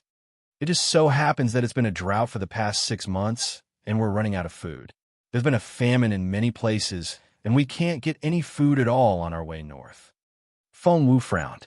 You should have some food stored up from last year, right? Gao Mingjiang was standing behind his wife. He shook his head and smiled bitterly. Even if there is, it's still in the hands of the officials. We can't buy it. But I heard that there's no war, no plague, and no drought in northern Yan, so we're heading there. Gao Mingjiang looked at Feng Wu. Miss. Feng Wu made up an identity for herself, saying that her parents were dead and she had to beg for a living. She then ate some unknown fruit and had a stomachache. That was why she had been living in this cave. Feng Wu only said it in a casual tone, but Gao Mingjiang and his wife saw pity in each other's eyes. Even the woman, who had been very harsh before, softened her tone when she glanced at Feng Wu. You had a harder time than us. Feng Wu smiled bitterly. She was being chased around, and, of course, she had a hard time. The Zhua family, the Hua family, the Dongseng kingdom, and Princess Rao of the Northern Yan kingdom. Seeing that Feng Wu was lost in her thoughts, that woman thought that she had hit the nail on the head, so she waved at Feng Wu. There, eat that pancake. I won't hold it against you. After that, she gave a wave of her hand and laid down on the bed she made for herself. The cave was quite small, and each branch of the family formed a little group. Everyone was lying on the ground, and there wasn't even room to walk around. Mrs. Gao had taken care of Feng Wu well. She put Feng Wu on the spot closest to the inner circle, while she lay down next to Feng Wu, blocking the other people's gaze. Seeing that Feng Wu had been lost in her thoughts, Mrs. Gao patted her on the shoulder. Don't worry. Go to bed. We still have to travel tomorrow. Feng Wu knew that she was talking about the Gao family. They were short of clothes, food, water, and everything else. They had to get to northern Yan as soon as possible to survive. Feng Wu nodded, closed her eyes, and went into deep thought. With her disguise skills, she could enter northern Yan on her own, but it would be much more risky. It was mainly because of the silver-masked man. The Dongseng kingdom was very good at hunting people. Somehow, they seemed to be able to get to her.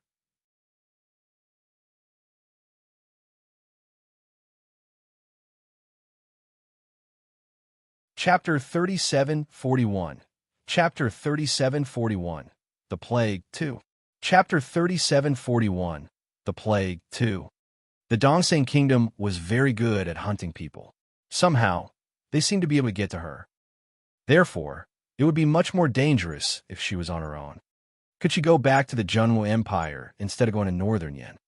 Feng Wu rubbed Little Phoenix, who had flown back to her and was lying in her arms.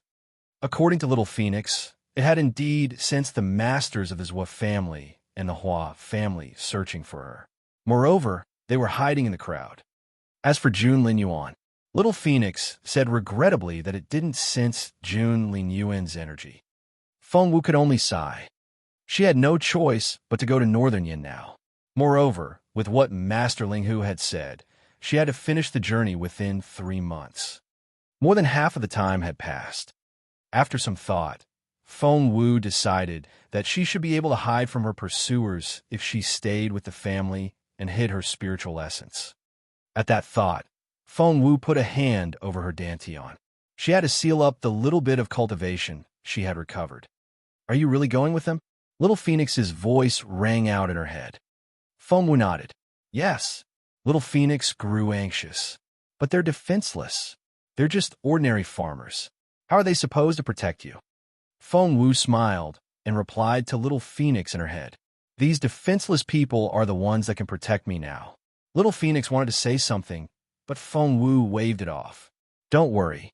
Everything will be fine. Feng Wu couldn't sleep at all among all the snoring. Mrs. Gao and the others woke up early the next morning. Gao Mingjiang was obviously the leader of the team. He divided each branch into a team.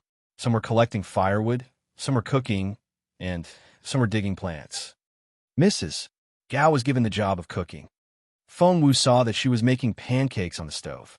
This time, it wasn't flour pancakes, but corn flour and some miscellaneous grains.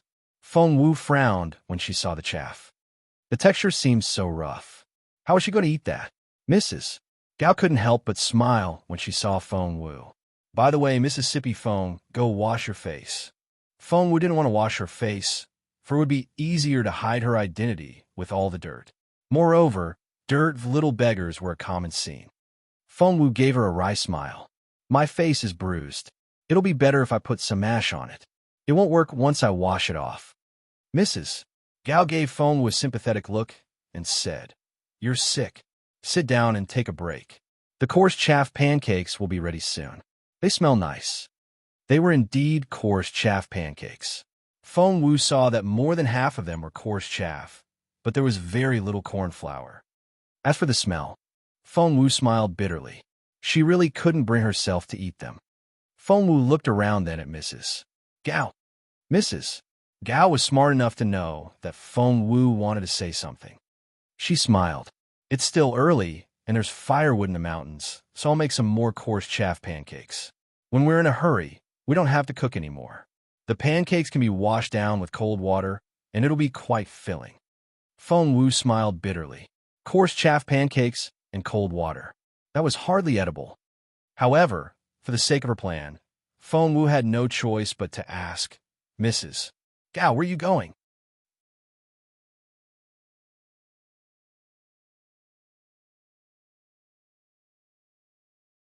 Chapter 3742. Chapter 3742. Fugitive 1. Chapter 3742. Fugitive 1. However, for the sake of her plan, Feng Wu had no choice but to ask, Mrs. Gao, where are you going? Lady Gu smiled bitterly. All we want is to get to the northern Yin kingdom. Once we're there, we can stay anywhere. We just want to live. Feng Wu cleared her throat. Can I come with you? Before Mrs. Gao could say anything, the third son's wife, who had come back with some firewood, threw a dirty look at Feng Wu. No, concerned that Feng Wu would be upset, Mrs. Gao smiled bitterly. Actually, her sister-in-law rolled her eyes at her. Don't be so nice. You can't pick up a beggar by the side of the road. We'll have one more mouth to feed. Seeing that Mrs. Gao still wanted to say something, the sister-in-law smirked. I'll tell my mother. Just wait and see. After that, she threw away her firewood and headed for the slope. Old Mrs. Gao was on a mountain slope with the kids looking for edible plants. According to her, if they mixed some leaves into the porridge, they would be able to survive for another meal. Mom, Mom, her third daughter-in-law shouted as she ran. Hearing her sister-in-law's exasperated tone, Mrs. Gao was angry. She turned to Feng Wu and sighed. Miss Feng, I don't think my mother will agree. Feng Wu already knew what was going to happen. She nodded at Mrs. Gao, then quickly walked away. By then, Mrs. Gao's sister-in-law had dragged old Mrs. Gao to her side. Mom, my dear sister-in-law has agreed to take that little beggar with us. I can't believe it. Old Mrs. Gao was still holding a handful of leaves. Hearing that, she stared at Mrs. Gao and questioned her. Is that true? Did you really agree to take that little beggar with us? Mrs. Gao, who went by the name Li, wished she could bring Feng Wu along. She turned to the old lady. Mum, Miss Feng is so tiny. She can't eat much food. However, the old lady reacted violently. Go to hell. The old lady threw all the leaves at Mrs. Gao's face, but it still didn't appease her. I'm still the head of this family. You're just a daughter-in-law. How dare you bring a little beggar with you? There's so many beggars along the way. Can you help them all? I'm the one who feeds you. You'll starve to death if I don't give you anything to eat. And you're trying to take other people with you? You're not the only kind person here, but now isn't the time to be kind. I don't care what reason you have. Get her out of my sight now. If she doesn't leave, you're leaving with her. Mom, Frightened, Xiaoshu and Sonya wrapped their arms around the old lady's legs, fearing that she would hit their mother again. Li blushed at the old lady's words. Many people were watching, and most of them were her brothers-in-law, sisters-in-law, and their children. Li was so embarrassed that she wanted to dig a hole and hide in it.